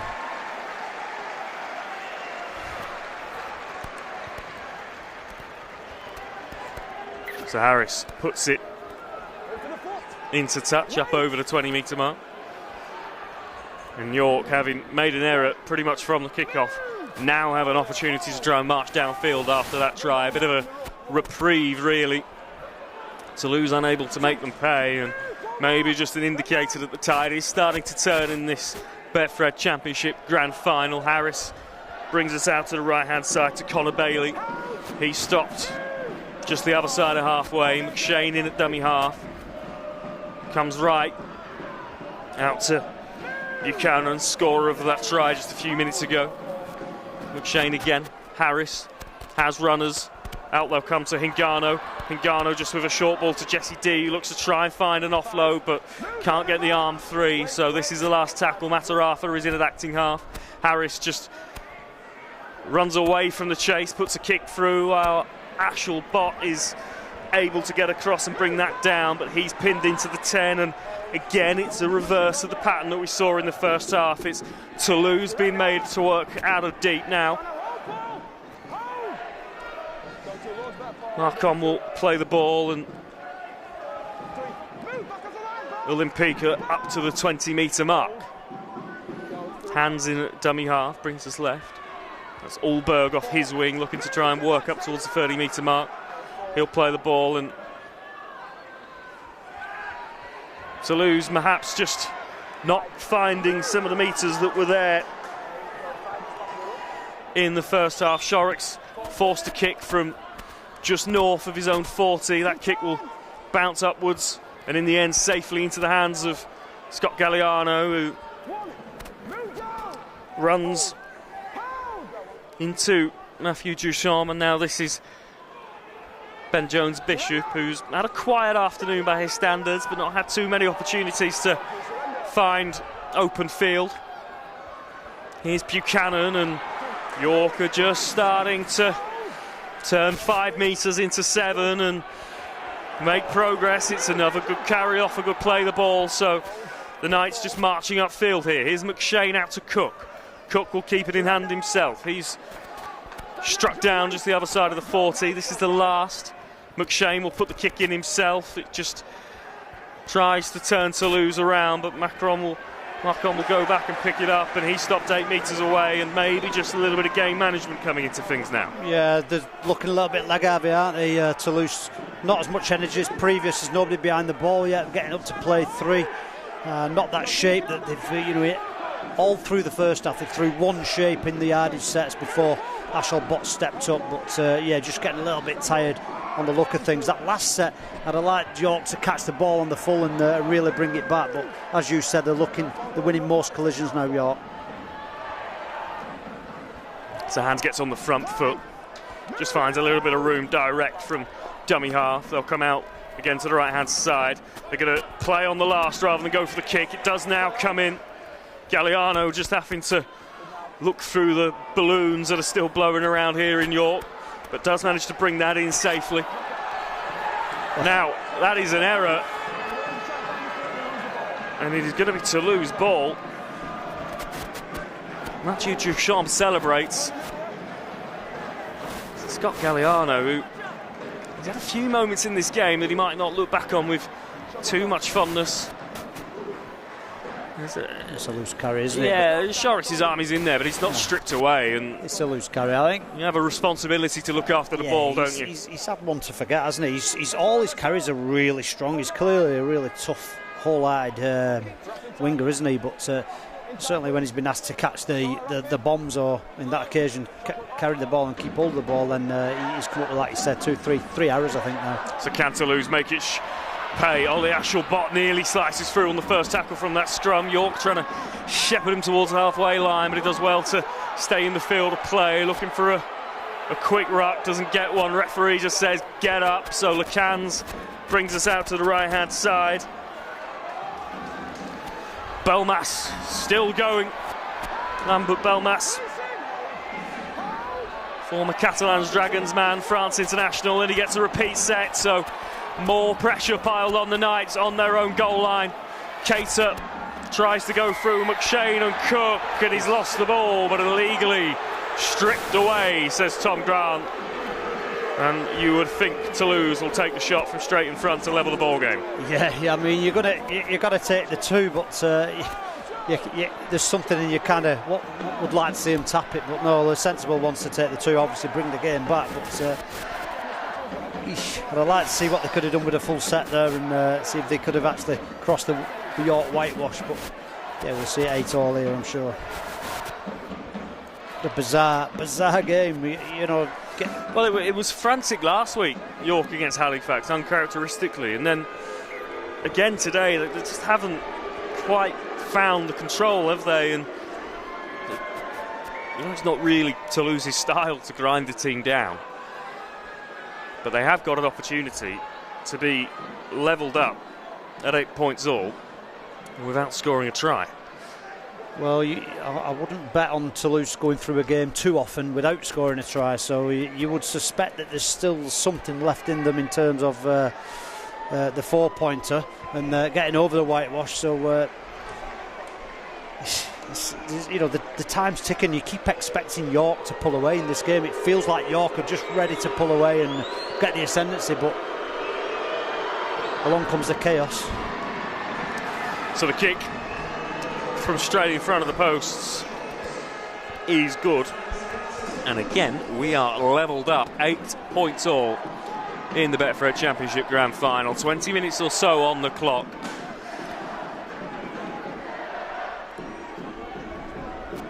Toulouse's last win against the Knights came by a single point on the 23rd of February. York Knights won the 1895 Cup at Wembley with a drop goal in golden point, so plenty of evidence to suggest that either team can win this game if it does indeed go deep, as it looks like it is going to.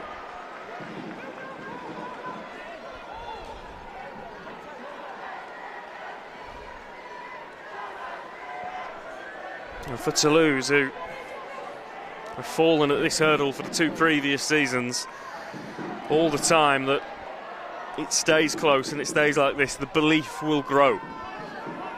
Well, they're very capable, aren't they? Like you say, and the pressure's always been on York, so the time will just build that. And as you see now, it's a really competent set now after points again. There's that last tackle play, Ashall Bott taking them into the 40 metres away from the try line. So you get an attacking kick now as well. And we've got to see a bit of energy from York now to try and gain that ascendancy again in terms of field position. So it's a high kick. Matt Hartford does well underneath it and then finds a couple of post-contact meters. Looks for a quick play. All a little bit messy, but Tom Grant says just get on with it. Ben Jones-Bishop is the next carry. Now, I'm not saying it's yet, Paul, but at what point in an even grand final do you start thinking about drop goals and things like that? Well, you can come away with points. It isn't going to do you any harm, is it, at any point during this next 18-minute period that's left in remaining in this game. So, yeah, I don't think you need to be taking snapshots, but come away with points would be a good piece of advice. So here's Jesse D up over halfway. Strong carry. He's been really good for York. I think his defence has been fantastic. His carries have been strong and really good. Hingano on the last, another one that's put up high into the sky. Ashall Bott's been very, very good underneath those all afternoon, and he doesn't make any progress after that, but the job was done in terms of securing the football. And now Ulberg still sort of scurrying along, gets a few extra metres for his trouble, plays the ball on the 30, and Toulouse now trying to work their way into York territory. Shorrocks just keeps things short with the ball to AJ Wallace. Wallace will play the ball on the 40-metre mark. Here's Cater. He'll find hands with an offload, and Ashall Bott will go up the middle. Ollie Ashall Bott, numbers left and right, puts a kick in. And probably the wrong option. Liam Harris brings it in, but we're going to come back for a penalty for a late shot on Ollie Ashall Bott. It's all going off on backfield, and here's the chaos again. Well, he looks in some strife as well, Ashall Bott. I hope it's just the air being knocked out of him as the two teams continue to carry on in the background. It's been an entertaining grand final, Rolls. It's been an odd grand final in many ways. It's just it's hard to get your head round at times, isn't it? I'm not actually sure what the scuffle's for in there. Are they fighting over the hits as we get another look at this hits here and see how bad it was? Great hands who found the space, and then Ashelbot slices through. Puts the kick in, and Mataafa just... Well, it's late, and he's a big man, isn't he? So it's always going to look worse. He's hit him high, so he's took him off his feet. I think Ollie Ashelbot will be all right. I think he's winded. It looks worse than it is, if I'm going to be honest. I think he's a big man, he can't disappear.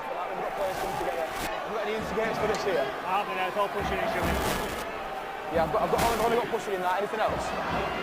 Are we on penalty submission on the chance of the kicker? Yeah, okay. I've got the player on the kicker. Have we got the player on the kicker? It was Mataafa. Got me? Okay, we're going to go with the penalty. I'm going to speak to the captains. Captains in, please. It's a penalty sufficient for the late shot. So Mataafa, who maybe would have just been slightly worried. I've got to say, I think Tom Grant's dealt with that really well again. I think it is a penalty, I don't think it's anymore. Pushing and shoving, it's a final, it's 8-8 and it's 16 minutes to go. I'll leave it up to you lads, but I wouldn't want players sitting down for that. Is that okay? Yeah, we sort it out now. One second. Listen, I'm speaking. We sort it out now and that's the end of it for me. We're going to go with penalty here for Toulouse.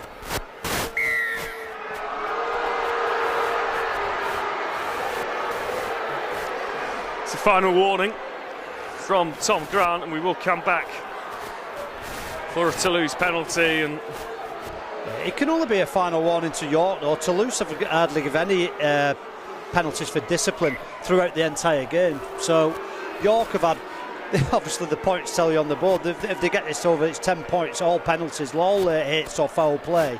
Nothing technical infringements, they're all foul play.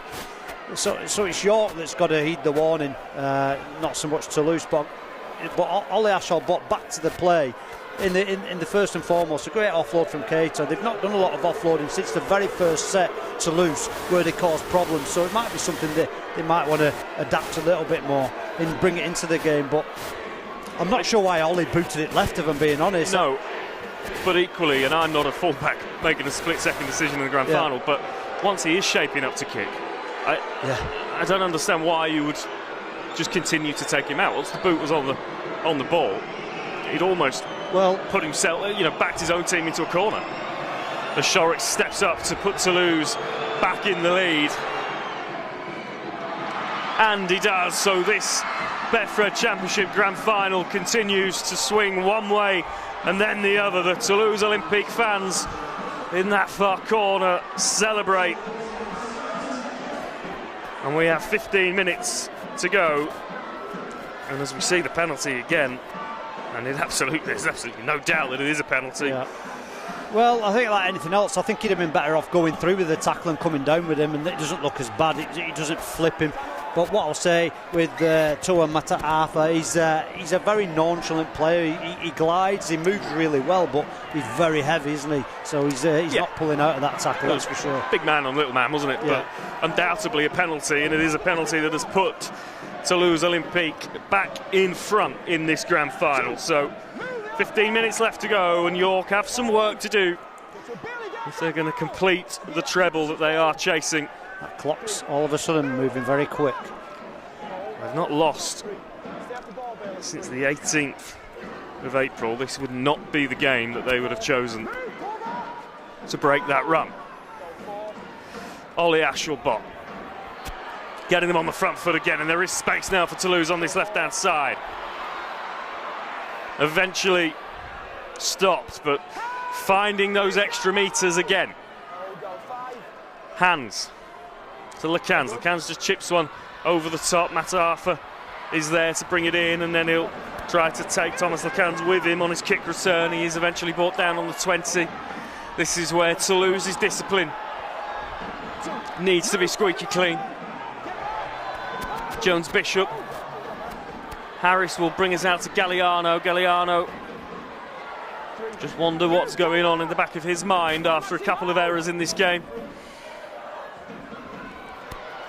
Big industrial carry from Hudson, straight up the middle, just short of halfway is where he'll be stopped. McShane has options on both sides of the ball, comes left to Thompson. Here's Hingano, chooses to bring it out to field. He had Mataafa in back play, but chose to move the ball across to the edge, hand in the air from Tom Grant, so this is the last. Hingano goes for the option that he's looked for all game, which is just high in the air. Ashelbot does really well again because he was under some pressure there. That was an amazing catch. That was a great kick from Mangano, absolutely fantastic. It was a paper bag kick, it was all over the place, spiralling, moving. That was an unbelievable catch from Ollie Ashelbot. Just feels, doesn't it, that this game is going to come down to a moment. Whether of brilliance or madness, we will wait and see, but as Wallace just continues to shrug defenders off and march downfield. Ashelbot again, central to everything Toulouse are doing. Brings us out to the right edge where Romeo Trapece is stopped on the 30-metre mark. This is the last. The kick will come from the boot of Shorrocks, and it's his turn to put one high into the air. Jones Bishop does really well underneath it and then manages to stay in the field of play. Does he? No, he doesn't, but he'll get a penalty for a drag. Toulouse are not happy about it. We can get another look at it here. It's the second effort from Ruben Rennie, isn't it? It's a penalty. Again, good call. Just couldn't help himself, could he? It's a big moment though, isn't it? It's a big moment. Just takes that field position, just makes it a little bit easier. Kieran Hudson takes another carry. He's a big body onto the field for York, and they have had some progress just by working the middle. Although, as I say that, they look to an edge. Here's Mataafa field. Just loses his footing. So Mataafa to Hingano. Hingano up over halfway, and good carry from Thompson. York starting to make a little bit of progress. Paul McShane in at hooker. Oh, Hingano leaves it on the floor. Cardinal sin for Mata Hingano. And it's just not going York's way. Just the replay. It's McShane just coming out from dummy half again. He's a great exponent of the short side players, and they've just rolled Toulouse in that set. It's all looking a little bit fragile and stressful. He's got on the front foot, jumped from dummy half, and Ghana's hit the ad line there as he does. He's a strong ball carrier too, Ather Ghana. But he's just watching the man, isn't he? He's just watching the man and not concentrating, put the ball down. Another unforced error, another minute ticked off the clock, takes him into 10-minute category. The 10-minute territory, sorry. And again, the pressure grows. So Toulouse up over their own 40. It's an interesting sort of state of the game for them, isn't it? Because they are leading, but 2 points, I don't really think you can go into game management mode and just try and see this out, can you? No, not Toulouse. Toulouse will want to score a try. There's definitely a try in this team. Well, we spent the pre-match talking about their expansive style of play and how they like to go about the games. The 10 points have all come from the boot. I'm going to take a break here.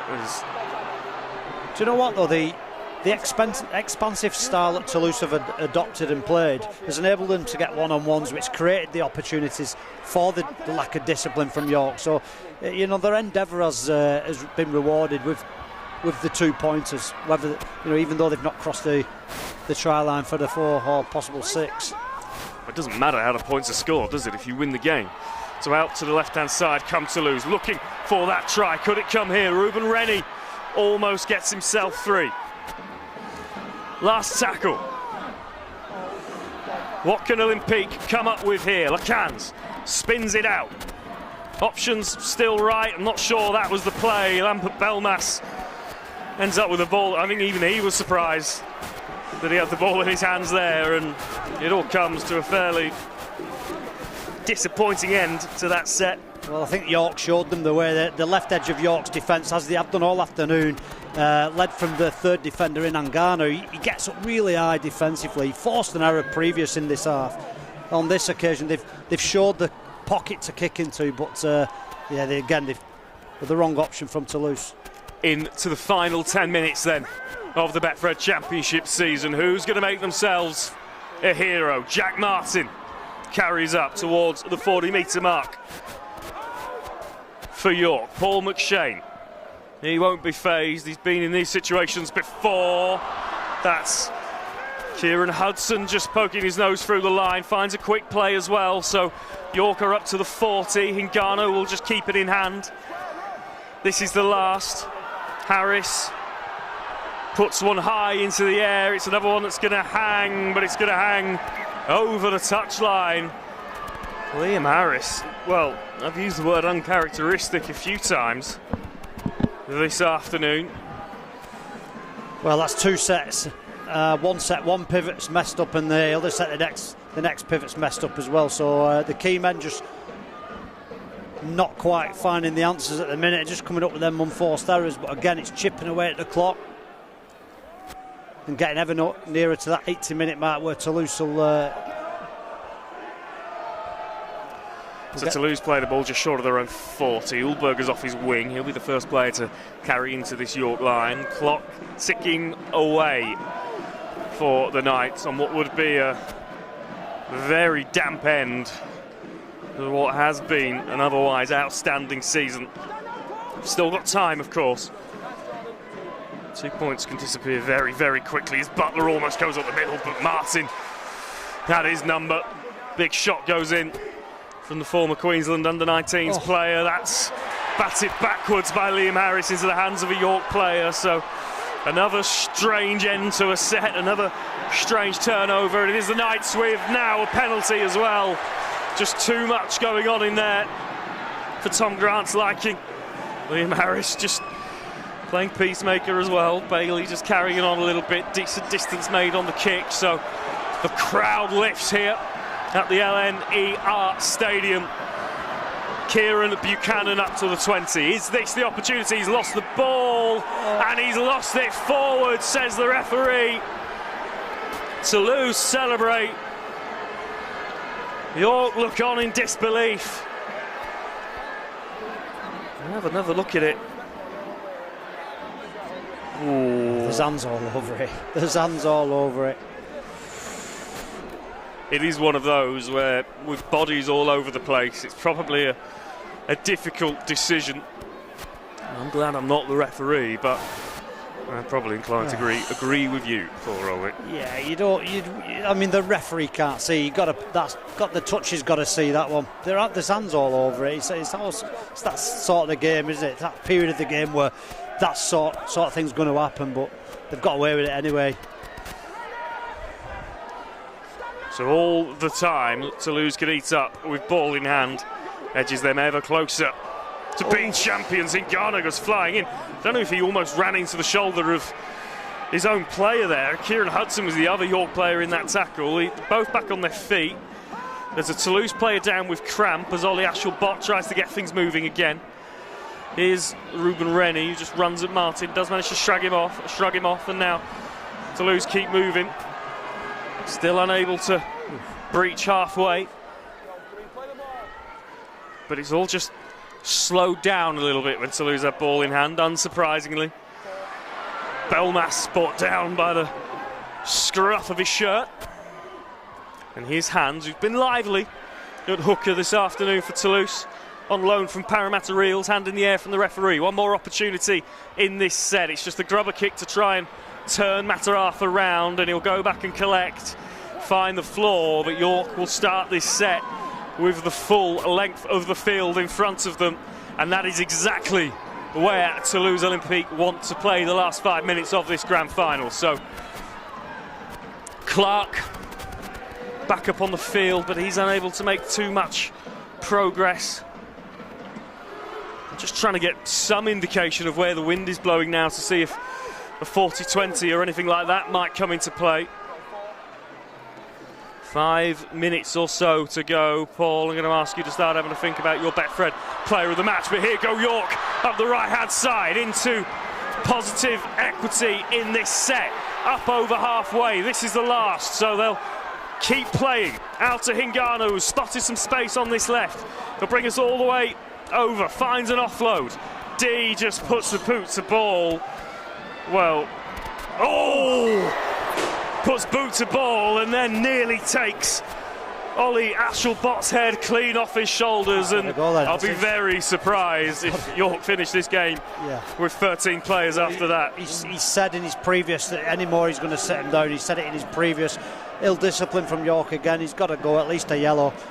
We'll look on the replay, see if it's direct contact or not. But he's got to go sit down for 10 minutes at least. But York there in particular gets to hang Arnold. The last thing he wants to be doing is putting it in the hands of his back row. Felt sorry for him. He's got to put a kick through. As we watch the replay, the only question here is what colour. He's hooked him. He's going to come out of Tom Grant's pocket. I'm going yellow card here. It doesn't matter, does it? 4 minutes left in the game. He's not coming back onto the field. Doesn't matter in that respect, but it is high. It's high, and he's got whiplash as well when he's hit the ground. So the outcome's really poor for Ollie Ashelbot. He's really dangerous tackle. He's took some punishment, hasn't he? But he's such a brave player. Well, I don't know if it's just because Jesse D has gone on the hid, but Tom Grant is not pulling him over. So we're going to continue at 13 aside. He said in his previous one that he's going to sit somebody down, but I'm not sure about that. Anyway, 4 minutes continue to go. As you were. 4 minutes to go. Toulouse 2 points to the good, all 10 of them courtesy of the boot of Jake Shorrocks. 2 York tries, but down on the scoreboard. And well, at the moment this game is going to come down to goal kicking as Mathieu Jusson nearly steps his way through. Hands, here's Ashelbot. He is probably still ringing after that high shot, runs into a closed corridor. Here's Lacans, Cater, he'll just take the direct route. This is the last. Hands comes left. Lacans bouncing around all over the place. Who's coming out with that ball? It's York, but again starting a set on their own goal line. Do or die, now or never for the York Knights. And they go with the chip over the top. Where's that coming down? It's come forward off somebody. Well, it's gone off a York player into touch, surely. It has, yeah. It's going to be Toulouse ball. He's gone early with the kick. I'm not sure why Atta and Ngana's gone so early with the kick. They could have tried win a penalty, get some field position. It's a big play, and it's not come off for them. Well, we are into game management territory for Toulouse now. They can just manage the scoreboard and win the Betfred Championship. Out they'll come to the left-hand side. The shot comes in from Kieran Hudson. York have to try and force an error. Toulouse just have to keep hold of the Rugby League football. Hands, Shorrocks just goes himself, runs into Clark, who then has a go again.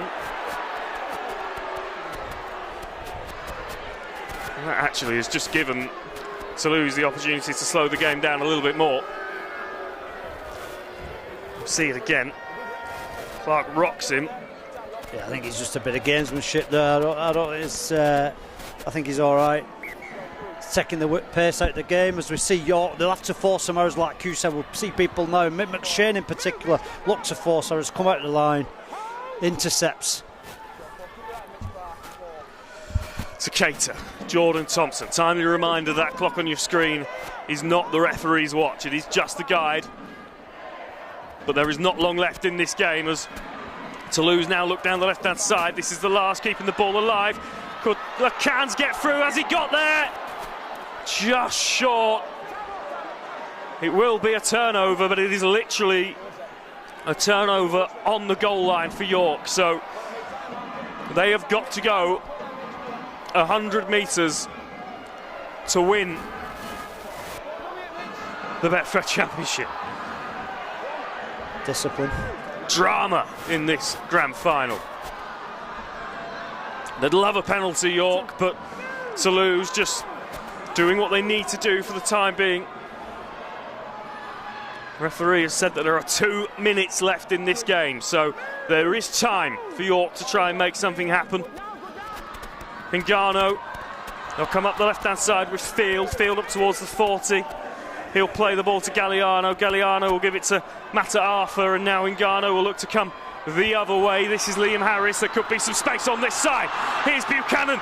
Buchanan up over the 40, puts the offload in, and Jones Bishop can't bring it in cleanly. Was that the opportunity?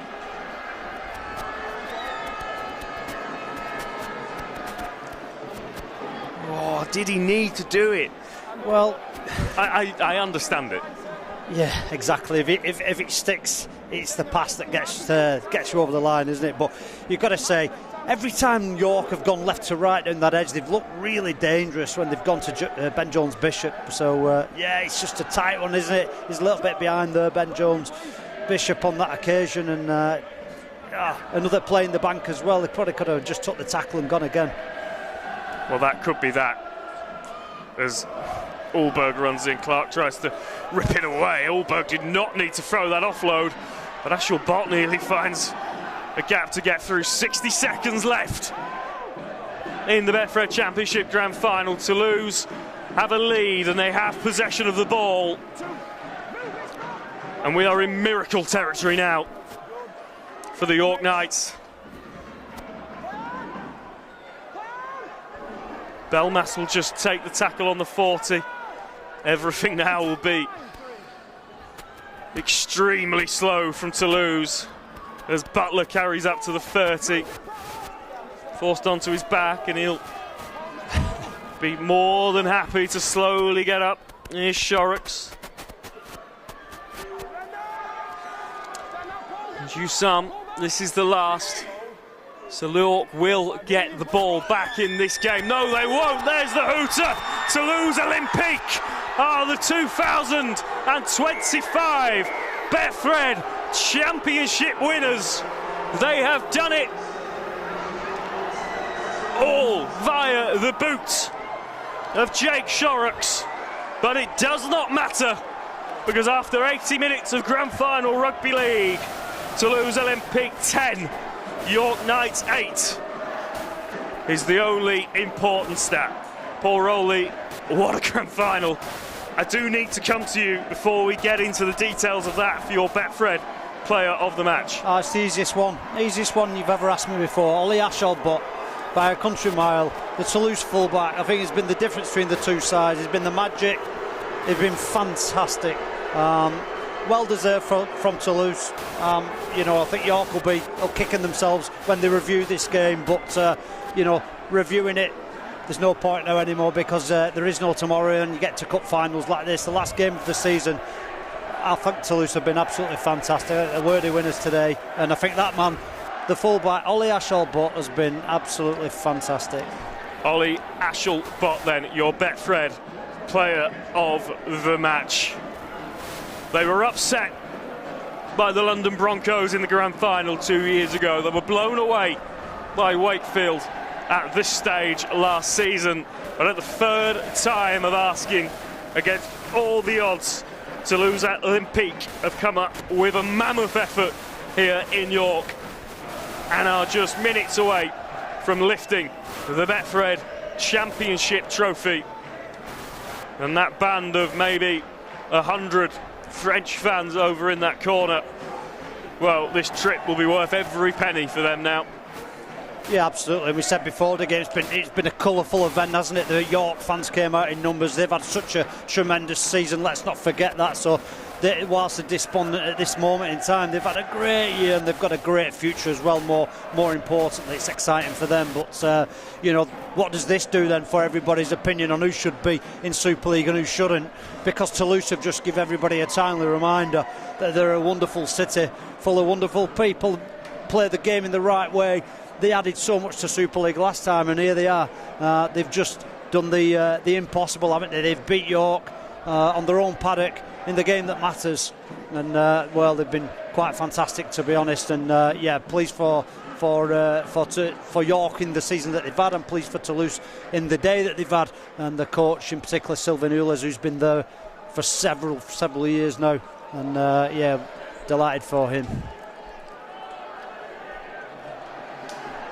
So a sad end to a remarkable season for York. 2 trophies lifted, unable to complete the third, but as you've just alluded to, Paul, let's play full credit to our champions, Toulouse Olympique, who have come up with a huge performance here in York.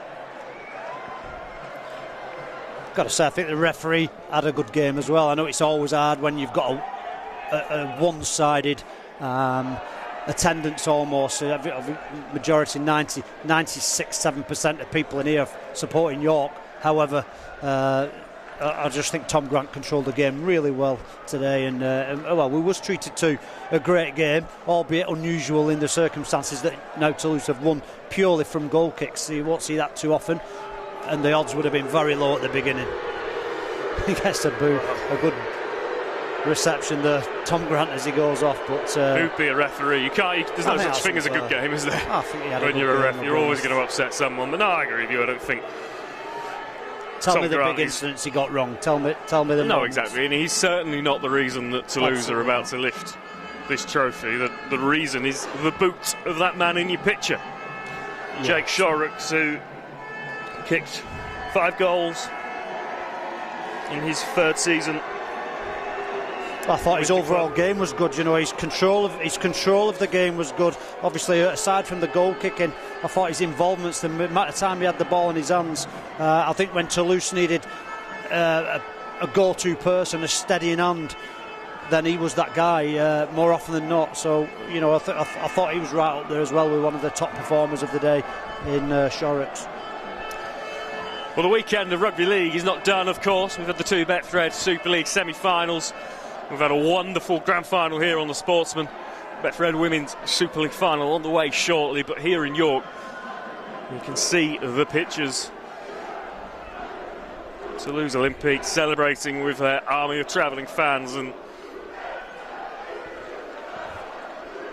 for a club that have tasted the Super League a few years ago and then been very, very consistent in the Betfred Championship ever since, this is a special occasion. They've been on the wrong side of some grand final upsets, of course. They'll be very, very happy to be on the right side of one this afternoon. And of course, as we know, the Super League placings for next season will not be decided by this alone, but they will feel that their application has just perhaps got that much stronger here in York. Absolutely. As those flags fly high. And so they should. It's a great place, Toulouse. It's a great place, and they're such a colourful team, aren't they, in every sense of the word, off the field, on the field, and they had so much. They certainly did last time they was in Super League, and they came up with some great results that time. They were competitive throughout the entirety of the year. So, and it's, like I say, it's a great place to visit, is Toulouse. So, yeah, fair play to them, and that's really thrown their hat into the ring. Well, York owner Clint Goodchild there in the huddle with his players. I'm sure when the dust settles on today, they'll look back on this season with a lot of pride. They had not lost a game since the 18th of April until today. Well, they've got a big future, haven't they? You know, and I think since Clint's come to this club and been a part of this club, then it's been on an upward trajectory ever since then in what he's done and what Mark Applegarth's done, and the journey he's been on has been nothing short of remarkable. So their future is certainly bright, and you know, we've witnessed today a couple of teams certainly on the up, haven't we? This will be learning for them. They'll learn. It'll do them no harm, but the fairy tale wasn't to be so in the end. But again, it's been a tremendous year from York. So we await the trophy presentation as Toulouse Olympique players make their way over past the Betfred Championship trophy.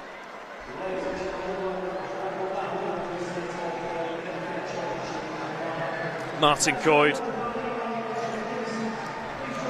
OBE and Mark Pearson from sponsors Betfred handing out the medals. I'm fairly sure neither of them speak French, so I'm not sure what those conversations are, but they'll be congratulating Toulouse Olympique on a remarkable effort.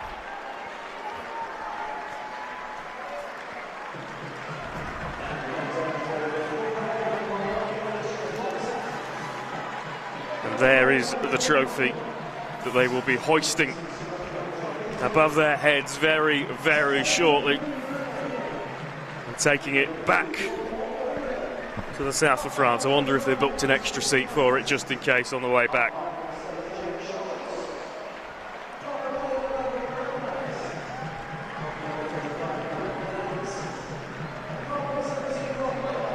And a nice moment there. Martin Coyd, founder of the Medway Dragons Community Club down in Kent, shaking the hand of Rob Butler, a player who came through the junior system there, now playing in the south of France and lifting the Betfred Championship trophy very shortly with Toulouse.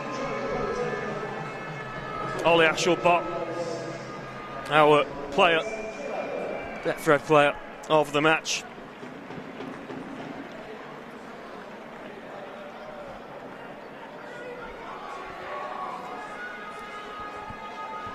The last non-playing members of the squad receiving their medals.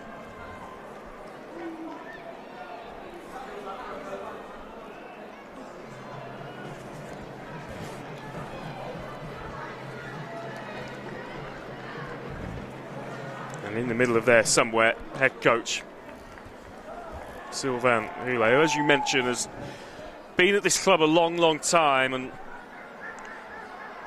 stuck with them in all sorts of different situations. Let's not forget that they weren't that far away from maintaining their spot in the Betfred Super League a few years ago.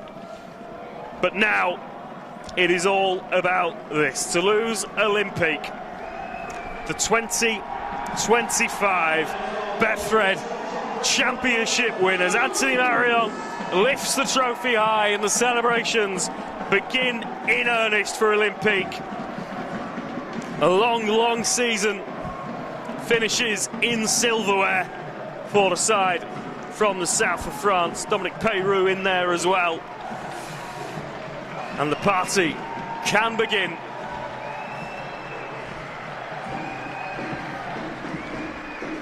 And it's impossible to say that they have not earned that victory today. 10 points to 8, all 10 points coming from penalties, but defensively astute when they needed to be, took advantage of the opportunities given to them, and now able to name themselves champions of the Betfred Championship again.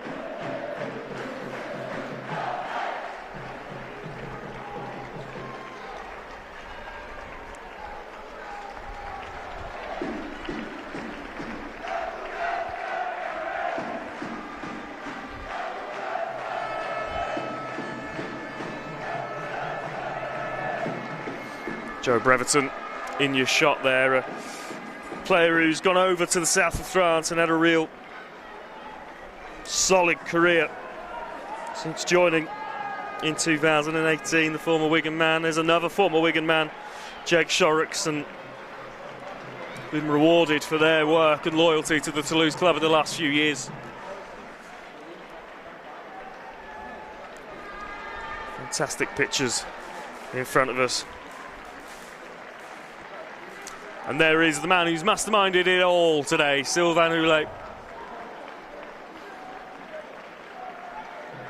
After heartbreak in the previous two Championship Grand Finals,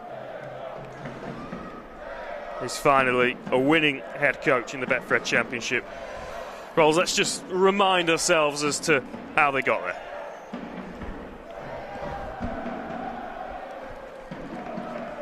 Yeah, I mean, it's a strange old game, wasn't it? But you know, you'd have never expected what unfolded to after seeing this opening exchange, and it was York again through Thompson, and found the big fullback who's such a dangerous player. Probably should have got more involved throughout the game, but just squeezing in there on the edge. Toulouse not able to work just quite hard enough just to fill the gaps in and around that middle, and offering that opportunity just to squeeze in and around there. But again, it's that's where it all began. The late shot, the lack of discipline. This time on Shorrocks, it's a late shot, and he steps up with his first 2 points of the game. 5 goal kicks have ultimately won them a grand final, and that was the first of the 5. So late hit on himself. Here's the second one again. There's a shoulder charge just given for that one. There's a strong carry. Spoke about the strong carries all afternoon. I thought Toulouse just found a lot of one-on-ones. York just struggling on that occasion, coming with a shoulder charge, and again, Shorrocks not missing, is he? He's been fantastic for them today. Spoke earlier, it was Santi. Santi's come on. He's come on. He's made an impact. Impacting probably the wrong way 2 or 3 times. Just sail close to the wind on that occasion. Hits him right around the chops, hasn't he? There's no mistake in that one, and it's an easy one right at the side of the sticks. He's gone 3 goal kicks now.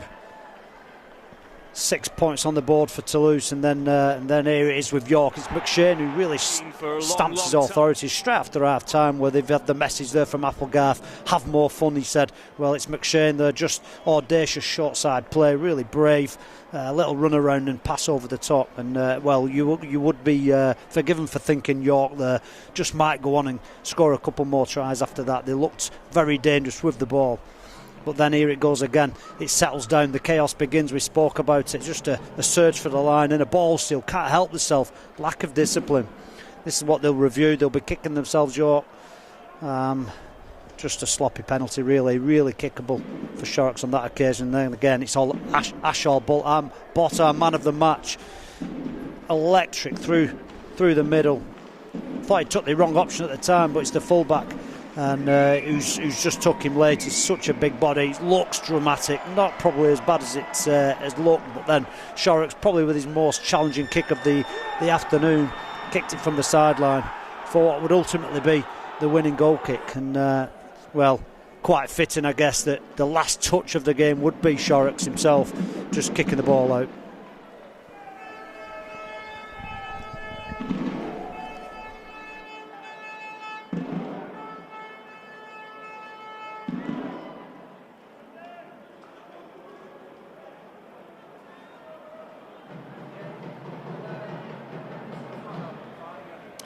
Yeah, Toulouse Olympique 2025 Betfred Championship winners. Alongside me now, the Betfred player of the match, Ollie Ashall-Bott. Ollie, if I'd have said you were going to win this game without scoring a try, you probably wouldn't have believed me, but there's some effort the way that you dug in there.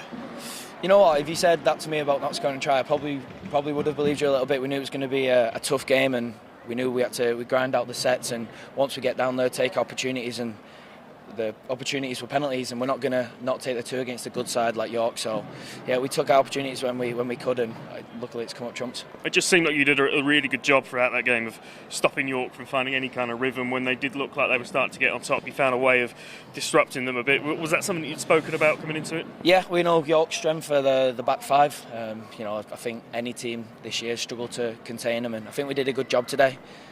We spoke about once we do that, then they don't think we can go with they can go with us. Put them in corners and hit them hard and turn them over where we want to, and I feel like that's exactly what we did. And one of the things that really stood out in terms of your personal game was just the way you were able to kind of jump into that back line late and cause a little bit of confusion in the defence. I know that's been a big part of your game for a long time, but you're also really pleased with the way that you executed game plan today. Yeah, I am really. I'm really proud of the boys. Exactly what we spoke about, and we did that. Yeah, like you said, I'm just finding different roles and different ways to get into the game. Sometimes I struggle to get into games, and when I get my hands on the ball, that's when I feel like I'm most dangerous. So once I get the ball in my hand, I don't really know what's going on, but I like to try and cause a mess. And yeah, I know you've got a flight back tonight. I know those fans are on it with you. It's going to be some celebration, I would imagine. Yeah, all our friends and family flew over, and we got the fans and the staff and our partners as well with us. So yeah, I hope it's not too crazy, because the plane we come in is not the best. So yeah, hopefully we get back. Well, I'll let you get off and enjoy it. Congratulations again. I'll take that off you. Cheers, mate. Thank you. Our Betfred player of the match, Ollie Ashall-Bott, and joining me now, Toulouse head coach Sylvain. You said before the game that you were confident, you had a plan, you executed that plan, and you must be so proud of your team. No, exactly. Well, first of all, I like to really congratulate York for the season that they had. We've been a couple of days losing a final at home, and it's not easy, and especially tight games like that. But they need to lift their heads up, because I thought they were also, it was luck sometimes of a bounce, and it got our way. So obviously, going back to us, I'm extremely proud of the boys. We after the grand final loss last year, where it was a tough one to take, and to set up again, and I thought that we set up really high standard this season, and it paid off today, because in the end we delivered on the day. So I'm proud and very happy for the club, for the boys, for our chairman, for everyone who works, and for our families, our friends, and our supporters. I just want to talk about the defence, because at times it was absolutely superb. Yeah, we emphasise a lot on that. They still managed to score 2 tries, when they come in. But after that, other than that, I thought that the boys' efforts in defence was big. But same than York, we didn't manage, to score tries, and so they've been tough on that. It was the best 2 defensive side going head-to-head today, of the championship. So no surprise that there was a low-score game. You mentioned those 2 previous grand final defeats. Does that make this one even sweeter? Yeah, it's we've been lucky enough. We've been on a 4 grand final in the last 5 years. So we won 2 and we lost 2. So it's the game like that. You learn, and you need to make sure you study them, and you move on, and you make sure it doesn't repeat itself after. We have to wait and see what happens in terms of Super League going forwards. But you must feel like the club's really kind of shown a sign of intent and a sign of a really bright future today. Well, as I say, we've been in 4 grand final in the last 5 years, and the only is we didn't win it was because we were in Super League. So I cannot see a better club, outside at the moment, the 12 Super League teams, So I just hope, for the good of our sports, then we in Super League. Well, Sylvain, enjoy it. Congratulations. Thank you very much. Thank you. I'll let you get off and join the celebrations. I could just bring Mark Applegarth in now, the York head coach. Mark, difficult day at the office, really, not how you'd have wanted this season to end. Can you pinpoint what went wrong? Well, first of all, you've got to give congratulations to Toulouse. They've been up there all year, obviously finishing just behind us in the table, but 2 very equal teams, as the scoreboard suggests today, and you've got to credit them for icing today. I thought they played a real clinical game of rugby league, obviously capitalised on our real discipline. Really proud of our guys, our defenders' errors, but ultimately we came up with too many unforced errors and too much ill discipline, and fair play to Toulouse. There's got to be a winner, there's got to be a loser, and it's gone their way. I know you'll be disappointed tonight. Once the dust settles on this season, will you reflect on it? I'm sure you will reflect on it as a positive year. A League Leaders' Shield winners, a huge unbeaten run, obviously victory at Wembley as well. I know today will hurt, but you must look back on this with some element of pride across the year. Yeah, listen, really proud of the group, always proud of the group. I was proud last year when we got knocked out in the semi-final versus Wakefield, and you just got to use it for fuel for your fire. Ultimately, we wasn't good enough to nail the big occasion. We've had a lot go our way this year, and I think there's a way of winning, there's a way of losing, and we've had a fair share of winning this time, and we've had to suck one up and congratulate the better team on the day, which was Toulouse. So proud of this year, and it'll sting for a while, but we'll dust ourselves off and we'll get ready for what comes next. Well, Mark, commiserations today. Congratulations on a fantastic season. Otherwise, we'll let you get back to your players. Thank you very much. Cheers. We'll see you again Cheers, soon. mate. Yeah, thank you. You can bring Paul Rowley back in with me. Rolls, it wasn't the grand final that we thought we were going to get. Certainly, we never wrote Toulouse off before the game, but for them to grind out a win like that, it will probably be even more pleasing. Well, an unpredictable grand final's fantastic, isn't it? That's what we want. We don't want to know who the winner's going to be before the game kicks off. You've got to be pleased for Toulouse, and Sylvain Hurley's, like I said, experiencing defeat on a couple of occasions.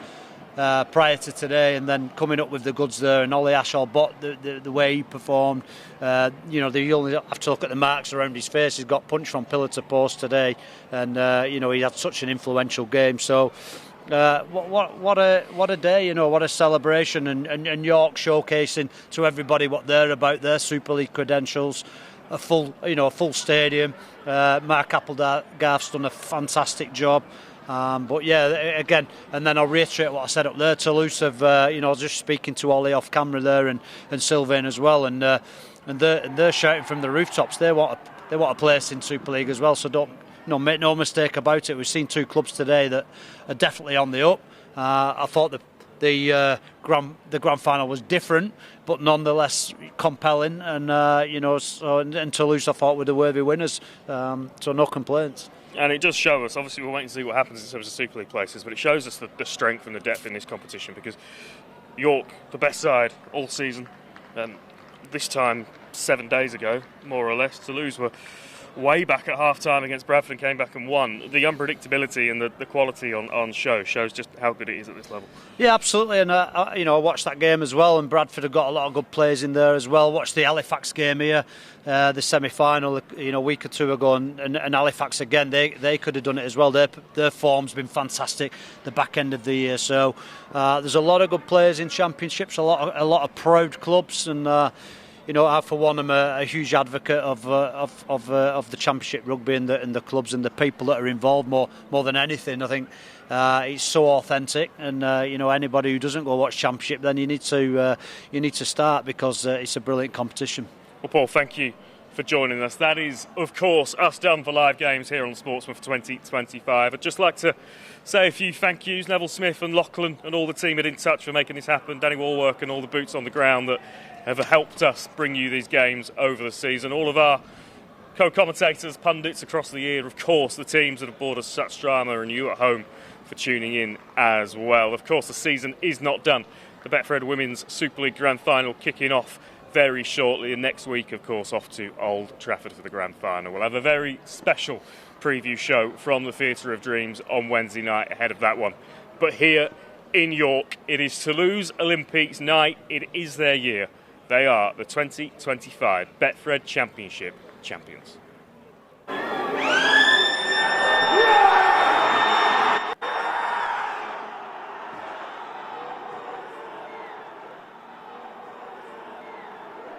think York will be. Then your bet.